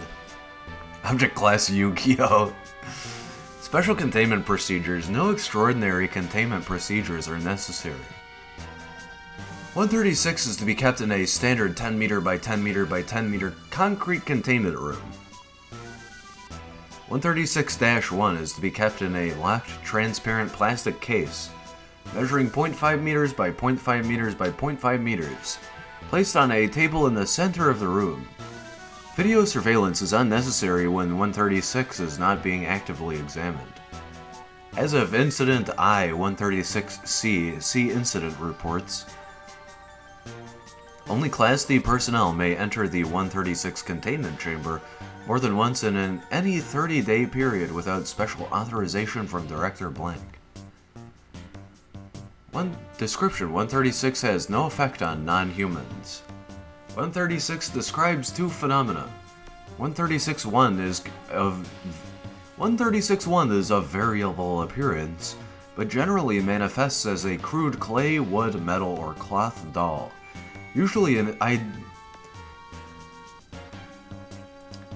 A crude clay, wood, metal, or cloth doll, usually identifiable as female and usually between 10 and 30 centimeters in length. The doll appears as male in approximately 10% of viewings. 136.1 has no unusual properties that can be measured empirically. Mass spectrometry of samples taken from the doll return typical results for its present material. When the doll is damaged to the extent where it no longer appears human, usually upon removal of the head or all limbs, it vanishes completely and reappears in a new configuration within a 1 meter radius. Testing of complete vaporization pending. 136.2 manifests only when 136.1 is viewed for approximately 20 minutes, though like 136.1 it has a somewhat variable form. The first indication of 136.2's presence is a sound of laughter of a gender corresponding to the appearance of 136.1. Is this a Chucky reference? Personnel who hear the laughter report it as sounding creepy or scary. The laughter lasts for an interval of anywhere from 5 seconds to 2 minutes, after which is a period of silence, usually of about 5 minutes. After the period of silence, 136.2 appears along with the abrupt disappearance of 136.1. 136.2 is an incorporeal nude or partially nude figure corresponding to the gender of 136.1. 136.2, ranging in size from 1.9 to 2.1 meters, is always posed in a provocative manner and moves through the air at a slow walking pace, (0.2 meters per second, towards the subjects. If more than one subject is present, each will see the form as moving towards him or herself. As it approaches, the volume of the laughter increases. By the time 136.2 is within 1 to 2 meters, the subject invariably has gone rigid in fear, collapsed, or backed up until he or she hits a wall. 136.2 usually remains stiff until it is within approximately 5 centimeters of the subject, whereupon it will scream once before vanishing. 10 to 15 seconds later, 136.1 will reappear in its previous position in a different configuration. They're just trying to give people heart attacks, scare them to death? The apparition has a very disturbing appearance. Its mouth is far too wide, frozen in a rictus of pain and arousal. I've never seen that word. Yeah, it's a rictus. Its mouth is far too wide, frozen in a rictus of pain and arousal. It will occasionally bare its teeth or lick its lips. Its irises take up almost the entire sclera of its eyes, which appear mad and bloodshot. If female, it will have an absurdly narrow waist and large breasts. The experience of viewing 136.2 is profoundly upsetting and has universally caused night terrors for up to 6 months in every single subject, possibly as a result of its psychic intrusion. After a viewing, most subjects are unable to leave the containment room without assistance. Interestingly, Class D personnel with a history of sexual deviancy will still experience a strong negative reaction to 136.2. Well, you think the boobs are going to change how scary it is? At no point has 136.2 been observed to move past the boundaries of its containment room, strike-through on strike-through. See Incident Report I-136A. Additional information: 136 was recovered from the children's bedroom of an abandoned house and data expunged that was reportedly haunted. A routine sweep of such reported homes by Foundation personnel discovered 136 when Agent Blank fell from a second-story window, screaming. Incident reports: Incident I-136A, double blank, 19, double blank. Dr. Simon was the 25th subject to observe 136.2 and the 4th to do so voluntarily. The viewing proceeded in the usual manner with no anomalies. Approximately 2 hours after viewing 136.2, Dr. Simon, who was in the break room with several other researchers, screamed and dropped his coffee mug. He incoherently indicated that he could see 136-2 floating down the hall towards him. Dr. Morris and Dr. Harrison restrained him, assuming that he had simply been badly shaken by the experience. After approximately 2 minutes, all present in the room fell unconscious. Dr. Saboya recovered first and proceeded to awaken her colleagues. Dr. Simon had lapsed into a coma and died 3 days later. What? Dr. Simon had lapsed into a coma and died 3 days later. Scared him that fucking bad, huh? EM Dash. Dr. Myers requests reclassification to Keter class. EM Dash. Reclassification as Keter class denied. We cannot dismiss the possibility that the unfortunate incident wasn't caused by some other telepathic SCP. That the unfortunate incident wasn't caused by some other telepathic SCP. Incident I-3... thinking of computer terms. 386. Incident I-136B, double blank, 20 double blank. It happened again today. Agent Blank shoved a few Class Ds into the room, and he was standing outside with Blank. 136 finished doing its thing, and I was helping them drag the subjects out of the room when everything went black. I woke up to Agent Blank smacking me in the face and 3 Class Ds in comas. This thing is killing people. We haven't learned anything new from it in 10 years, and we can't use it. I request that we find a way to terminate 136. Maybe get a psychic SCP in here with it. It's not like burning it will do anything. Dr. Myers. Request for termination denied. 136 is proving valuable for enhanced interrogation. Oh my god. Alright. That's 05 for you. Incident I-136C, double blank, 20 double blank. This is out of control now. You all saw what happened. Hell, everyone in 1,000 yards will never forget data expunged. And the Class D in the room is gone and nobody knows how. So this thing is killing so hard it fucking erased someone now. At the very least, we need to do some more rigorous screening of the Ds before sending them in. We would have found out that he was data expunged ahead of time. Thank God we figured out what set it off though. Request reclassification to Keter and permission for attempted termination of 136. Dr. Myers. Request denied. Dr. Myers is to be removed from administration of 136. Disposition of 136 is to be given directly to Overseer Blank and Dr. Blank for exclusive use in enhanced interrogation. Fucking weird. It's just a Foundation asset that keeps consuming people. Cognitohazard, Euclid, Metamorphic, Mind-affecting, Self-repairing, Toy, Visual. Alright. How long have we been going tonight? Okay. I think I'm going to skip out on 784 Arc. It was cool, but unless we breeze through these really quick, I think I only want to go 2 hours with this. Alright, here's 137. Object Class Euclid Special Containment Procedures. 137 is to be kept in a locked room with a hairbrush and posters depicting a country meadow to keep it placid and tractable. 137 is to be fed 3 meals a day. Under no circumstances are any toys allowed to come in within 500 meters of 137. Description: 137 is an entity with the ability to possess a toy, gaining the physical properties, size, and shape of whatever it represents. For example, a teddy bear will become an actual bear and behave accordingly. This reminds me of the dump truck. That was a Hot Wheel, but it had the same dimensions and gravity and weight as a actual dump truck.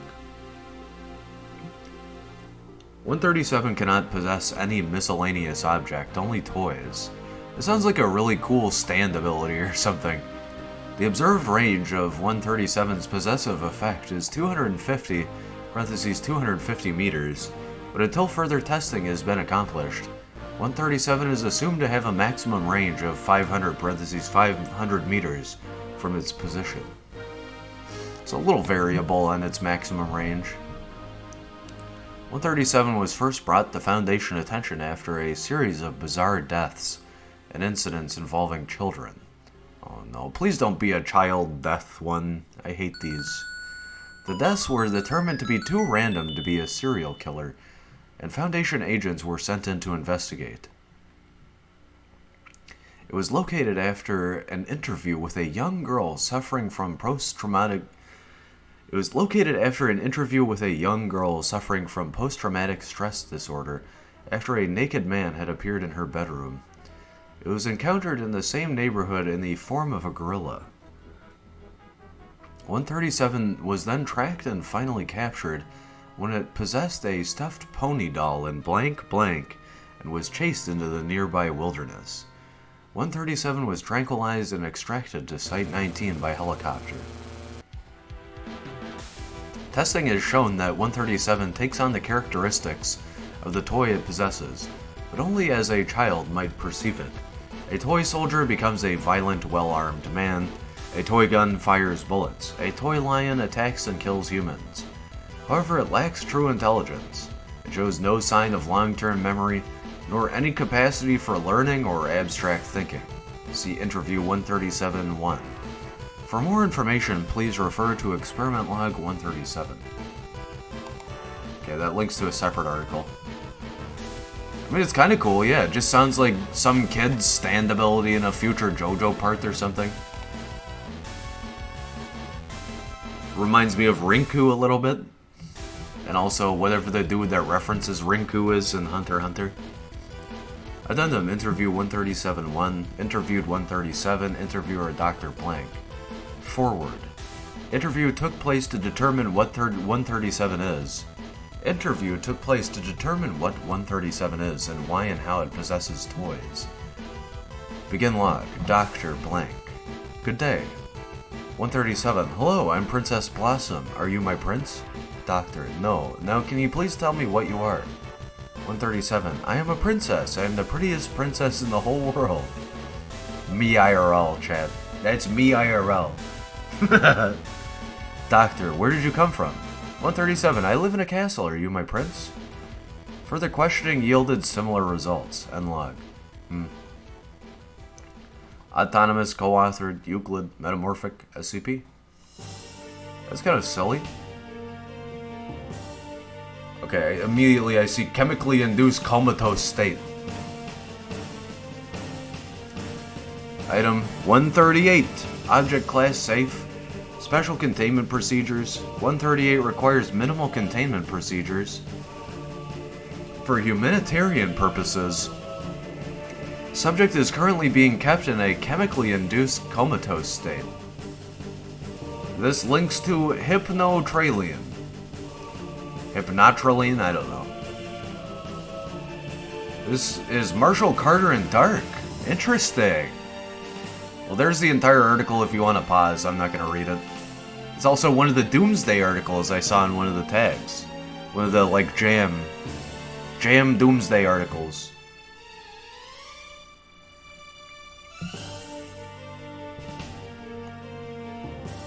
Description: 138 is a human male suspected to be in excess of 4,000 years old.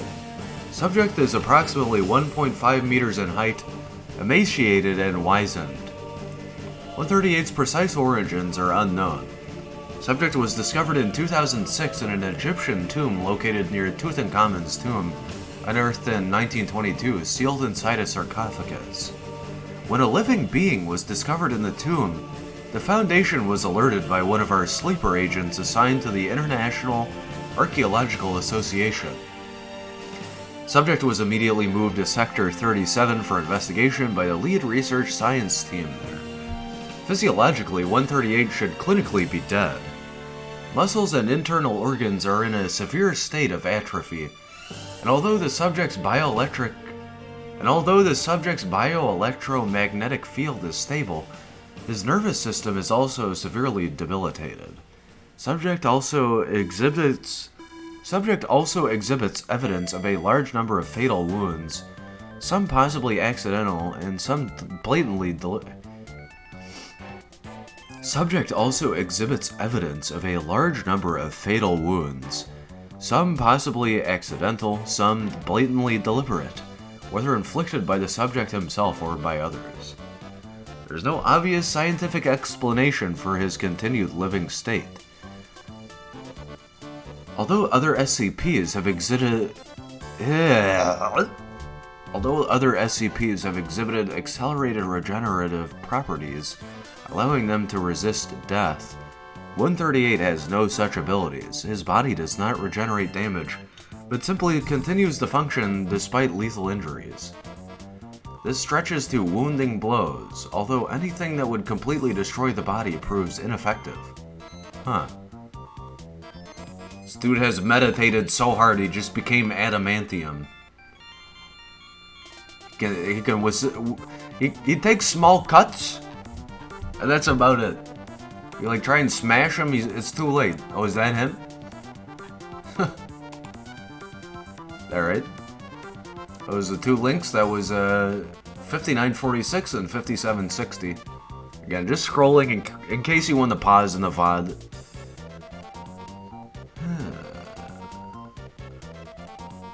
Subject speaks exclusively in a dialect of ancient Egyptian.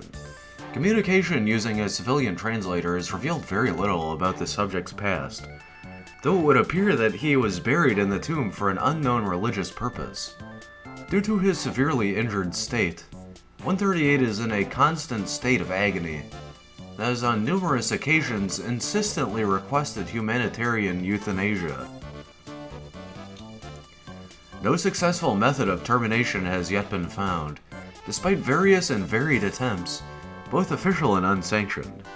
Attached is a comprehensive list of the subject's injuries. Document 138-27. Injuries sustained by Subject 138. Ancient injuries. Slit throat. 17 separate wounds to the torso. 9 sword wounds. 6 spear wounds. And 2 wounds caused by unknown puncturing weapon, possibly a metal or wooden spike. Sanctioned euthanasia attempts. Severe nausea due to intravenous arsenic poison. 3rd-degree burns to 100% of the subject's body. Note that 138 survived a full Note that 138 survived a full 20 minutes in an industrial incinerator. What do you mean it is? What?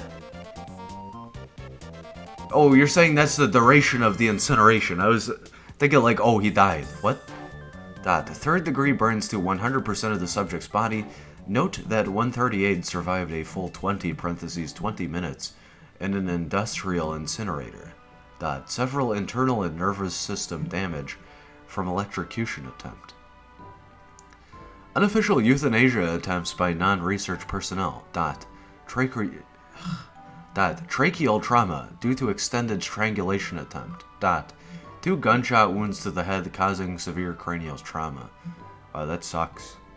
Alive, humanoid, indestructible, sapient, sentient, safe. Alright, let's move on to 139. What the fuck? Did the website change, or is this just only for this article? Like, did they post another update to the website? What happened? Did that just happen live on stream? No way. We're still on Nightmare Fest. What happened here? Huh, okay. Seems to be a short one. 139. Pipe, credentials, left bracket, LSAXE, right bracket, accepted. Time since last login, 5540 days. Pipe, finding SCIP net, results for Lucian-Sachs. Pipe, cache, pipe, 0 results. Pipe, finding Pipe, finding Why? Pipe, finding SCIP net, results for Site 97. Pipe, cache. Pipe, 0 results. Pipe, finding I can't see the eye. I can't see it. I can't... I keep saying SIC in my brain. Holy fuck. Pipe, finding SCIP net, results for SCP-139. Pipe, cache, pipe, 3 results. 139 PDF, 139 Addendum PDF, 139 Containment Procedures PDF. I'm not gonna open these. Cool enough. Wait, what? Oh. I thought these linked to real PDFs. I was like, I'm not gonna open these because you can embed rootkits and viruses, malware inside of PDF files. That was so confusing. Alright, I'm gonna open all of these then. What? Okay. Log out. Log out failed! Interesting. This is like an interactive one. Cool. So... Item number 139, level 4/139. Containment class, E-Park. Secret. Disruption class, Dark. Special containment procedures, containment suspended. We have an image. We're actually hovering the image, that's kind of cool. The description of the image, figure 1.1. Sachs in Topeka Station, platform 9, monitor 3, view 1 at 15:04:58. Hover to enlarge. It appears to be a CCTV camera image depicting a younger person with what looks like a skull cap and either some logo on the skull cap, but it's overturned so it's like reversed and you can see the stitching, or just something weird. It appears the subject that is being displayed in the CCTV's enhancement of the capture looks like they don't have a face, maybe just eyebrows, and it looks like they have somewhat medium hair underneath their black skull cap with white trim. He's wearing a black jacket.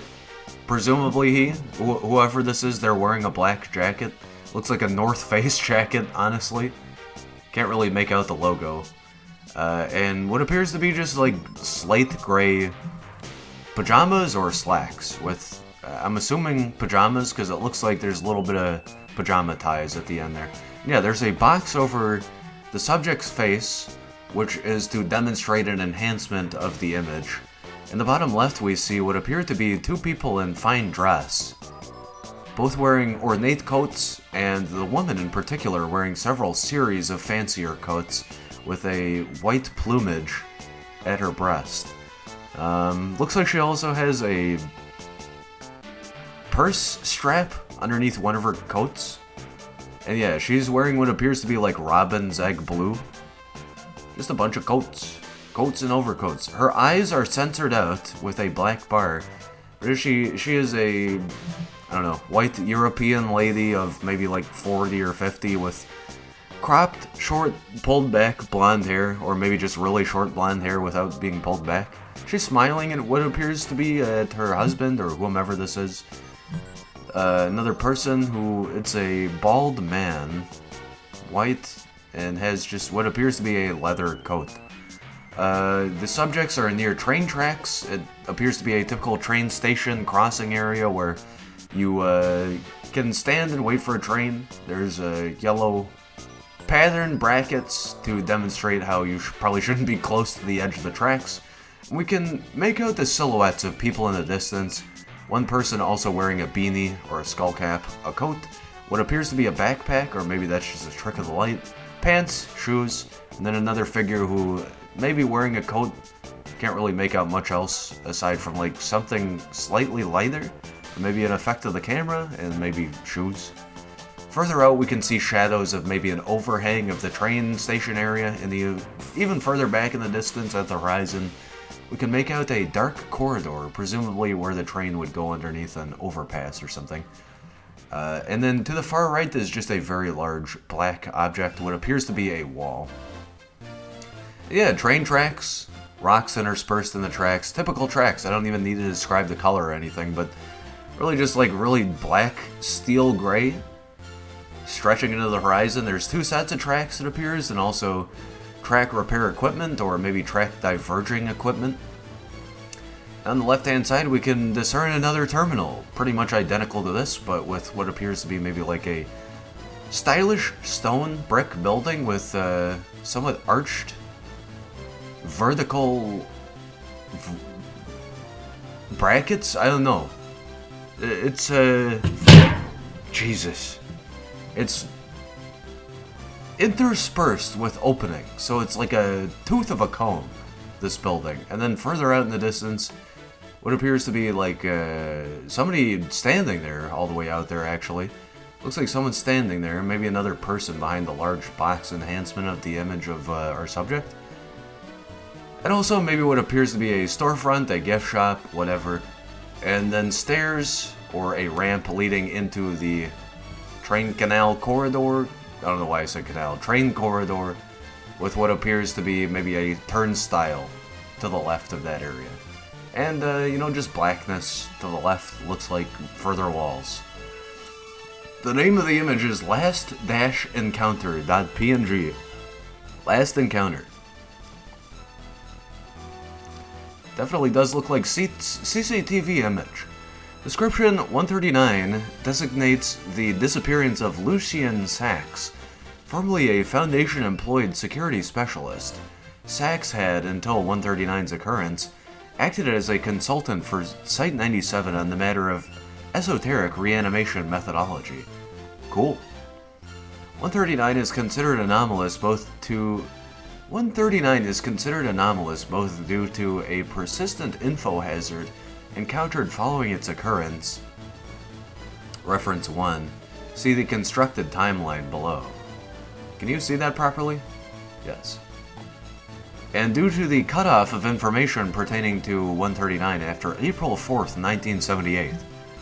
Despite Site-97's best efforts, neither Sachs' past or present whereabouts nor the location of a cadaver have been uncovered. Extra-dimensional travel is suspected but not confirmed. This guy got ripped out of time. This person is just removed from time.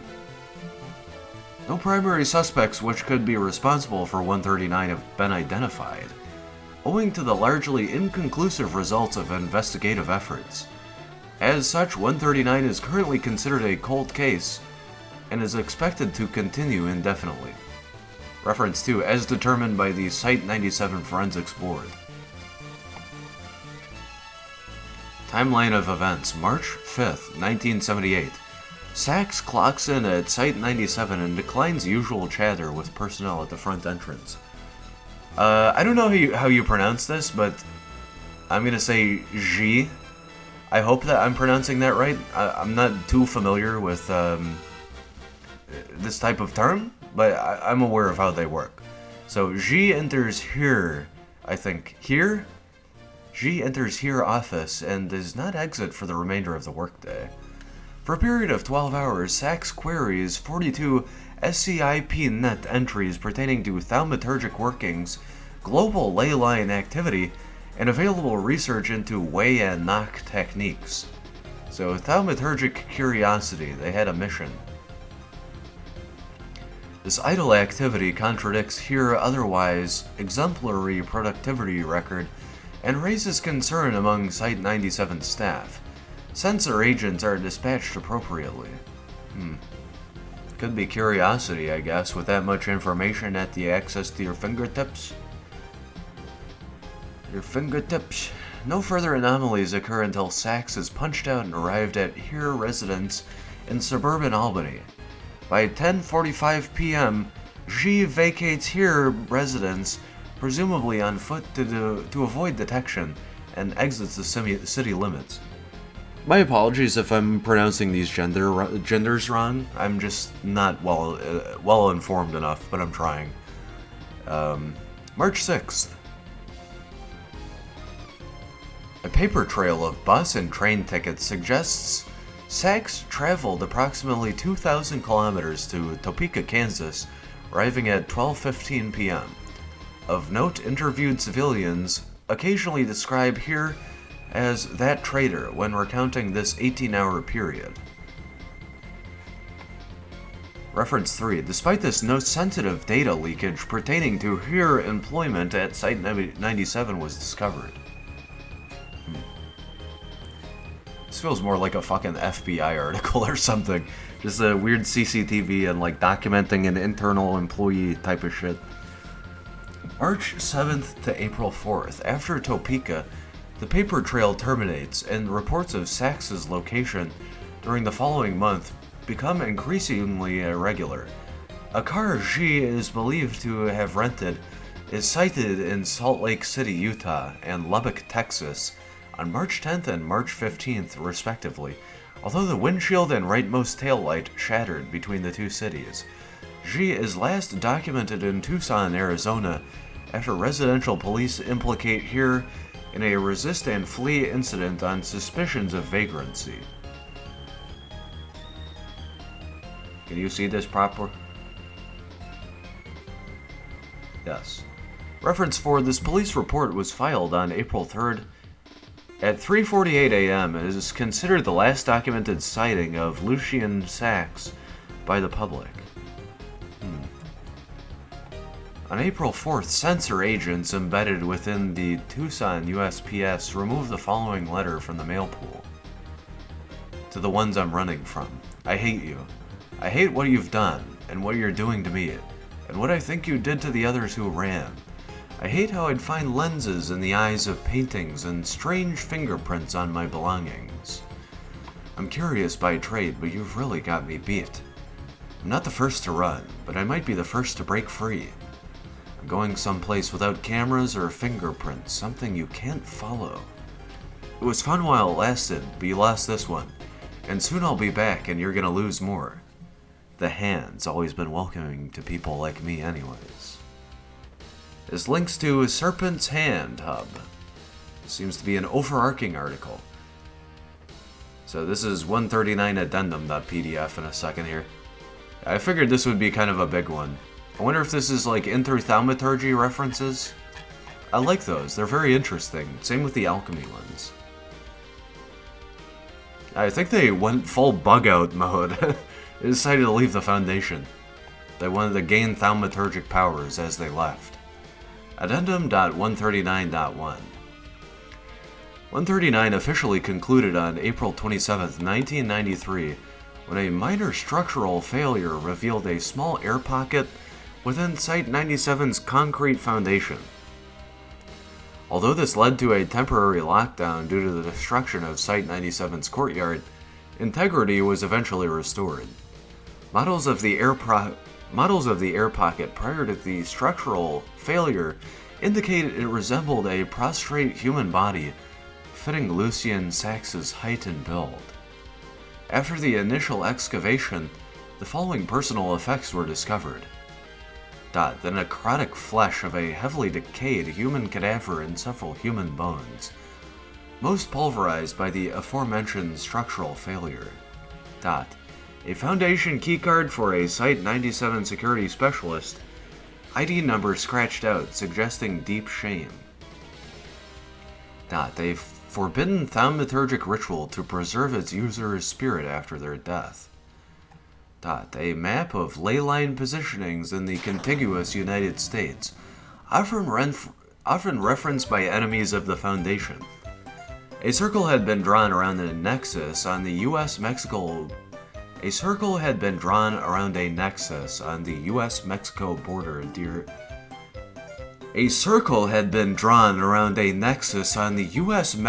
border near Tucson, Arizona.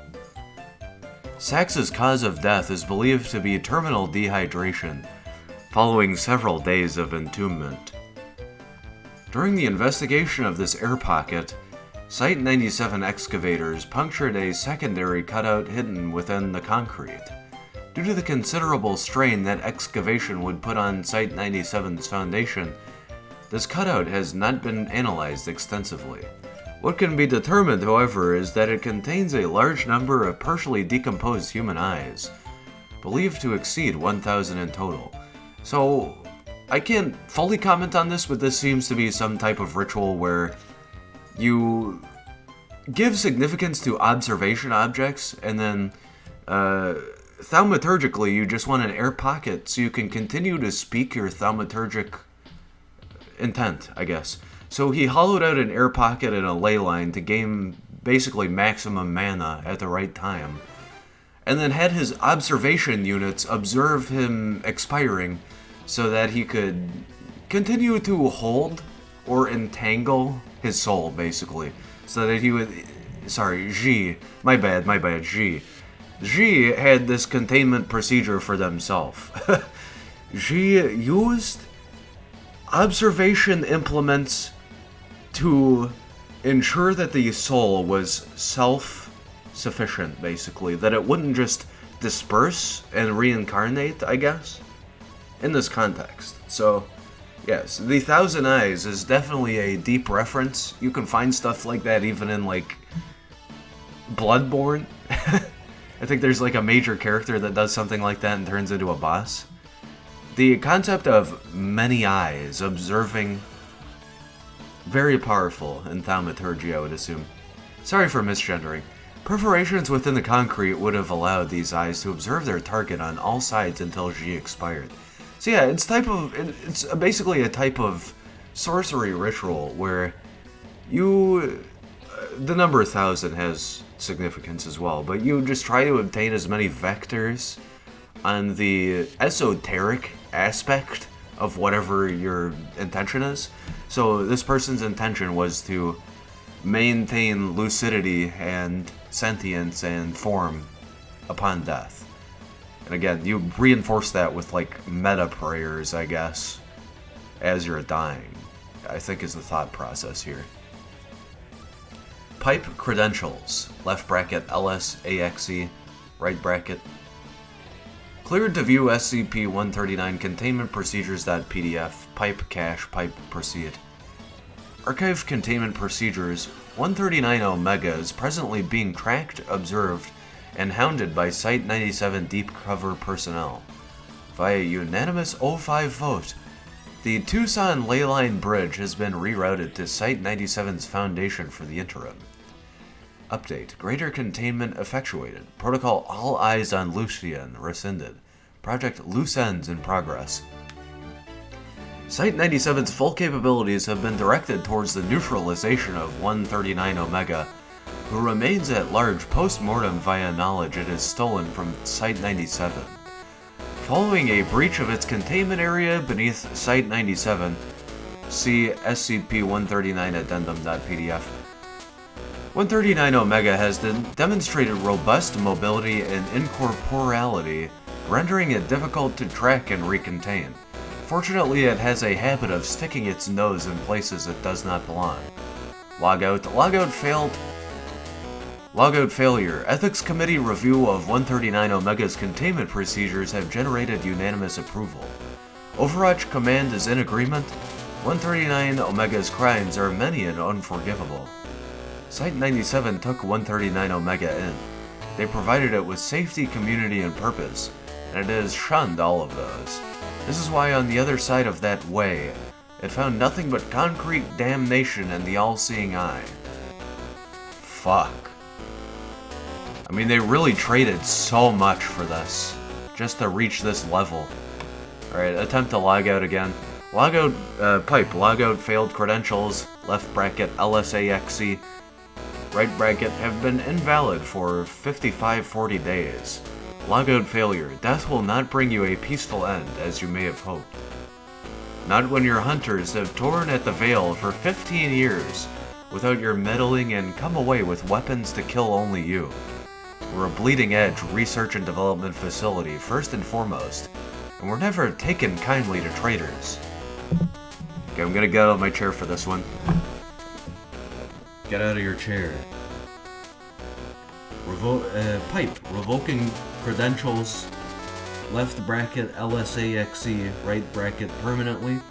Employees forfeit their right to knowledge when they betray Site-97. Run. I'm not gonna run. I'm running in place. Pipe, we see you, Lucian. I think that is... That is literally UTF-8I. This is a... What is this? Unicode. This is Unicode 7I. Or no, this is just Unicode whatever, I. It's literally I emoji. I see you! Okay, cool enough. Alright. Cadaver Esoteric Class Humanoid Info Hazard Meta Ocular Reanimation. They used extreme knowledge. Ah, we've had this referenced before. This might be an epic ending to this tonight. I remember seeing the Chronicle of the Daevas burned over and over again many different ways. The caption for the image, a reproduction of 140. The image appears to be a book.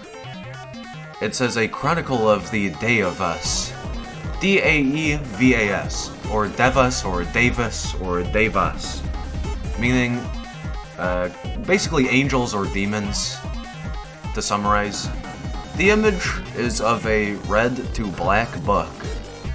I can't tell if it's a filter or not, but the book is red in the top left quadrant to black to the bottom right quadrant in gradient. It appears to be made of some typical material that books in like the 80s used. I don't know what it is, but it's like cloth almost. It's a little frayed. And yeah, in white with black outline it says a Chronicle of the Daevas. There is a white border around it, and inside the border is another black border with a similarly just textured gradient. Bottom right, grayish, top left, reddish, and then black on the corners. It appears to be somewhat adhesively attached to the book, weirdly enough. Yeah, the book does look a little frayed, especially the top of the end of the book. Looks like it's seen some usage. And in the background is really just what appears to be black sheets. Black and red sheets. Again, top left red to bottom right black, or black red or gray. And the top right looks a little gray as well. The only thing we can really otherwise comment on is in the top right is what appears to be like just void or darkness. But the image is outlined with a border too, so interesting stylistic choices for this. I have a passion for art and design. Item number 140, Object Class Keter.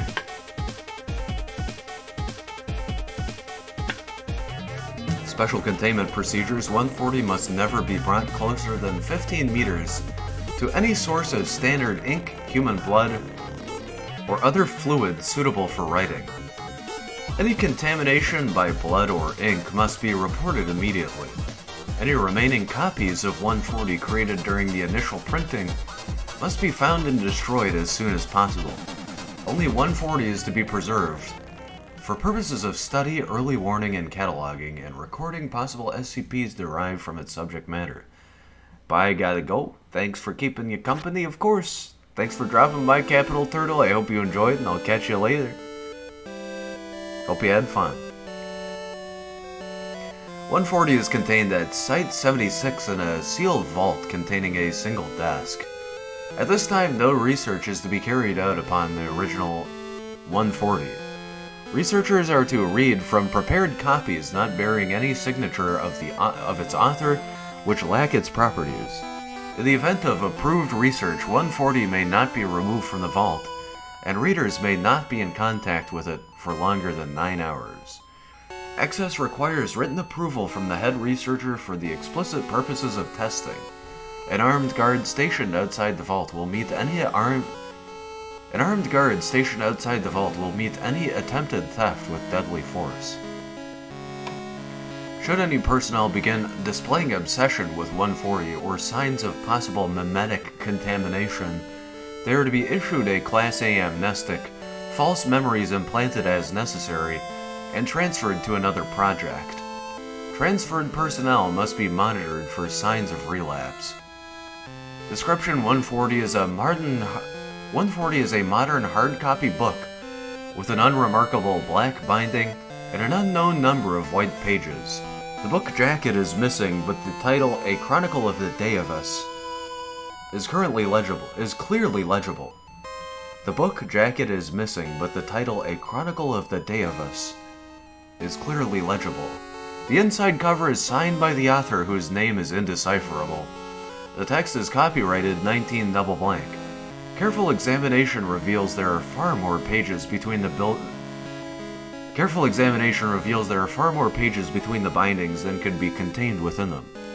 Readers admit to feelings of paranoia, unease, and occasional nausea when reading 140, although this may be related to the subject material. Nonetheless, readers almost universally describe 140 as fascinating and express continued interest, despite its frequently unsettling content. Why does this sound like this entire fucking wiki? 1 in 15 readers describe 140 as having a faint odor of dried blood.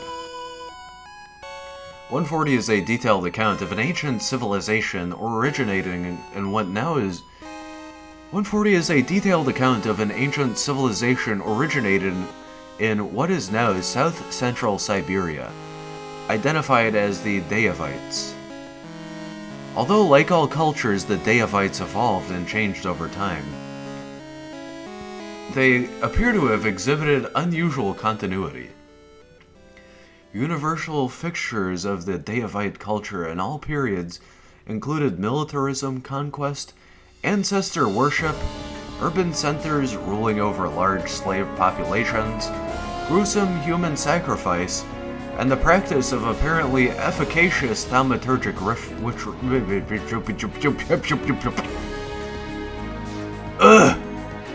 Universal fixtures of the Daevite culture in all periods included militarism, conquest, ancestor worship, urban centers ruling over large slave populations, gruesome human sacrifice, and the practice of apparently efficacious thaumaturgic rituals. A variety of relics and creatures produced by the Daevite culture would be abnormal or dangerous enough, if the account is to be believed, to qualify for containment in their own right. I love these thaumaturgy references.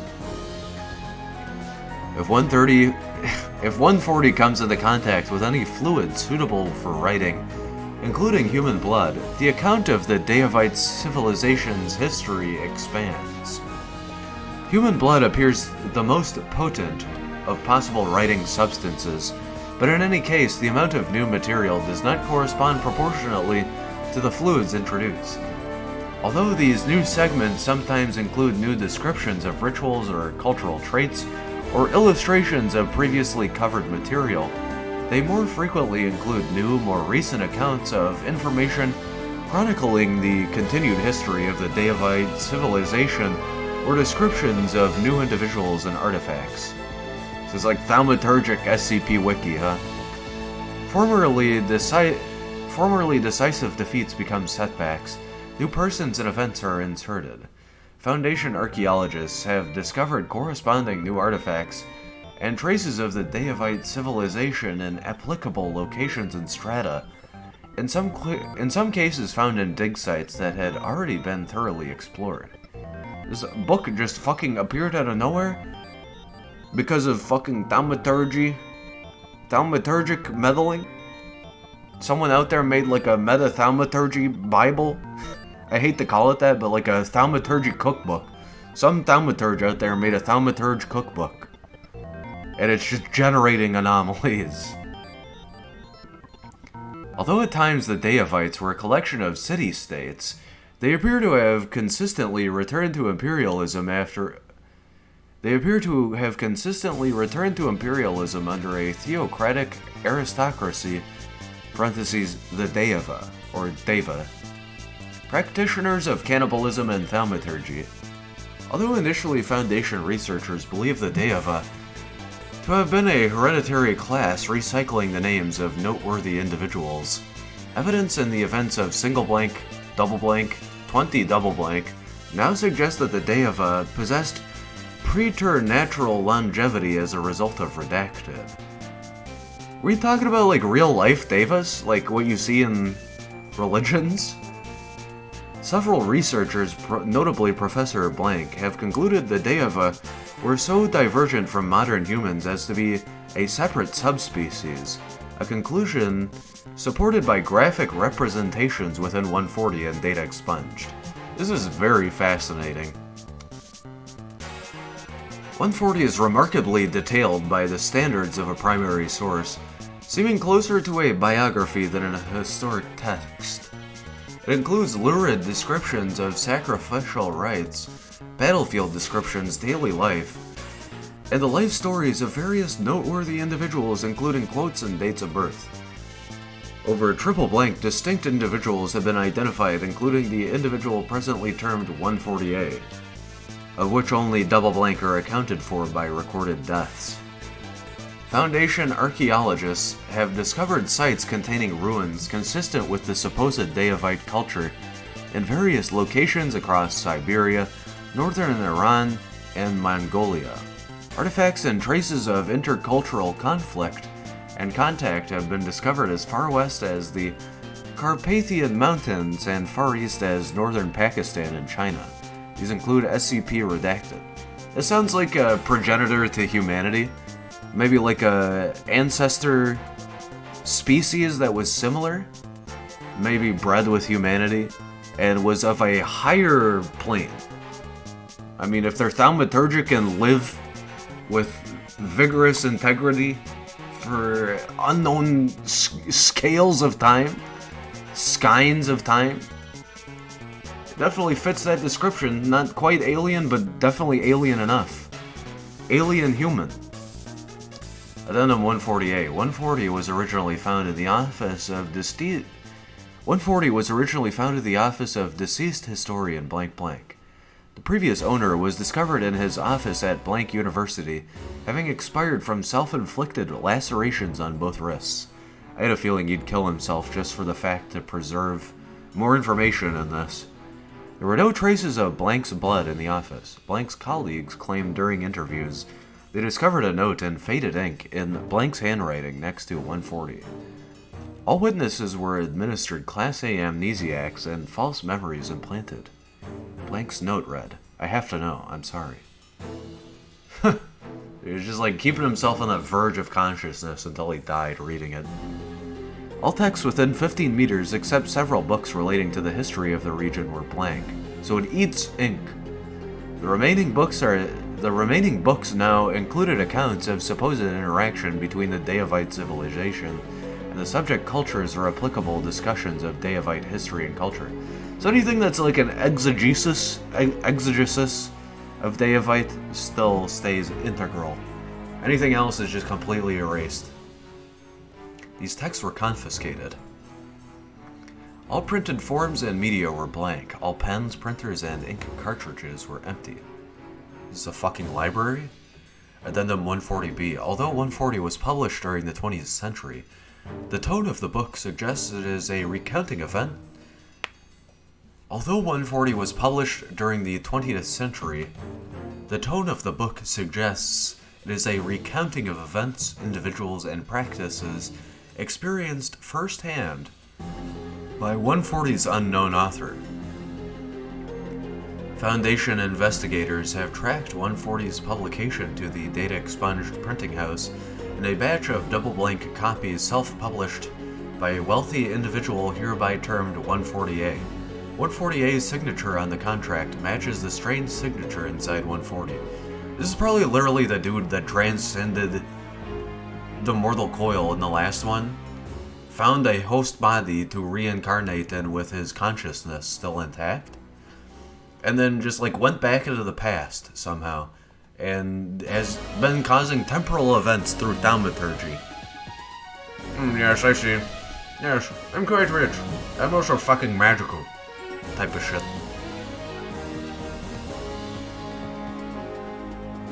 More than 40 single blank of the copies, so for double digit number, but 4 and then single blank. More than 40 single blank of the copies produced in this batch were apparently leached of all ink by the double blank remaining copies. To date, Foundation agents have recovered and destroyed double blank of the remainder, but between single blank and double blank. To date, Foundation agents have recovered and destroyed double blank of the remainder, but between single blank and double blank remain at large. 2 expansion events have been reported during periods where 2 expansion events have been reported during periods when 140 had never been exposed to fluids or any sort of... Oh, I'm gonna fucking destroy my computer, bro. I cannot talk. I'm getting so tired, I guess. 2 expansion events have been reported during periods. I say, fucking periods. 2 expansion events have been reported during periods when 140 had never been exposed to fluids of any sort or removed from its vault. I have to go fucking manually overclock my brain to read that sentence. An investigation and manhunt for the author of 140 is ongoing. In the event of contact, agents are advised data redacted. Addendum 140C. Through study of 140 and other contained objects related to the Daevite civilization, Foundation researchers have concluded that, transposed to the modern era, the resurgence of a hostile Daevite civilization in history more recent than 1000 triple blank CE, I'm assuming, so 1 triple blank CE, would constitute a grave and even possibly retroactive threat to the Foundation and modern civilization as we know it. So it is a temporal hazard. Even best case projections of Daevite resurgence in the modern day suggest a CK-class restructuring of modern society and a worldwide conflict, with a projected death toll of at least redacted and an end to the Foundation's secrecy. I am just so fucking blown away how bad I'm reading this last one.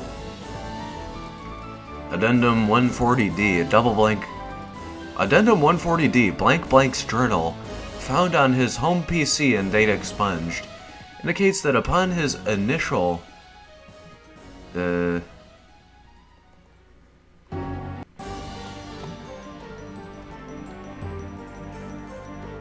Blank's journal, found on his home PC and data expunged, indicates that upon his initial readings of 140, it ended with the almost utter destruction of the Daevite civilization and the genocide of all known Daeva in the 2 double blank BCE, so 200 with a double blank, by the forces of Chinese General Qin Kai, as a result of subsequent containment breaches, including those detailed in the journal. Copious quantities of new material have been added, describing survivors regrouping and migrating to another region of central Siberia, rebuilding their empire steadily, and continuing to advance culturally and technologically. At present, the empire is described as having finally been crushed by Genghis Khan during the early period of his conquests, although the fates of many important persons and several cities remain ambiguous. This is a temporal hazard for sure. It's like aliens that are slightly more powerful than us, slowly taking over our history almost. Foundation archaeologists will be dispatched to expunged for investigation and research. Addendum 140E. After the incident on single blank double blank 20 double blank at data expunged dig site resulting in over triple blank casualties, all Foundation archaeologists excavating sites of suspected Daevite artifacts or ruins are to be accompanied by a fully armed security team. 140-1 has been neutralized. 140-2 remains at large. Other anomalous contacts and artifacts were destroyed when the dig site was struck by a cruise missile. Agent Blank received a commendation and was treated for post-traumatic stress disorder. Dr. Blank received a posthumous commendation for courage. An investigation into the possible involvement of 140A or their agents in the events of single blank double blank 20 double blank is ongoing. This feels like a early reference to something that happens later on in the meta SCP universe. Temporal religion, basically, that crusades. And honestly, this doesn't quite sound like that. It sounds like what I said earlier, like a cousin race to humans that are thaumaturgically inclined, that are moving in on our culture. Autonomous Daevite document historical K-class scenario, Keter. Alright, that's it for tonight on the sequential read-through. Let's just go back to the 100 series. And what did we read? The iPods, Broken Desert, Instant Hole, Star-Eyed Child, Universal Carcinogen, Naked Doll, The Real Toy, The Ever-Living Man, All Eyes on Lucian, Eye Emoji, An Incomplete Chronicle. Alright, so I appreciate y'all showing up tonight. I hope you enjoyed. It's been a blast. I always have fun doing this, even though I stumbled over my tongue again for the 5 billionth time tonight. It was fun, and yeah, thank you for stopping by, for enjoying this, for chatting along with me, for watching, for listening, for just being here, or just being you. And just being you. Not or, for just being here and just being you. Thanks for being you. So, yeah, that's gonna end it for me tonight. I hope you guys enjoyed. And go check out the new edited video on the YouTube channel. I have the main channel. Go click this social media link. I'm gonna include it in the Twitch chat. So go subscribe to the main edited videos channel and go check out the new video I uploaded over there. It's called a Hideo Kojima game, and it's fucking hilarious. Also, go subscribe to the VOD Archive channel. Go follow the Twitter. Come join our community Discord. And like I always say, if you can't see the links in the chat, just click the About section on Twitch or YouTube. You can find all the same links there. Thank you very much for watching, and I will catch you in the next one. Peace.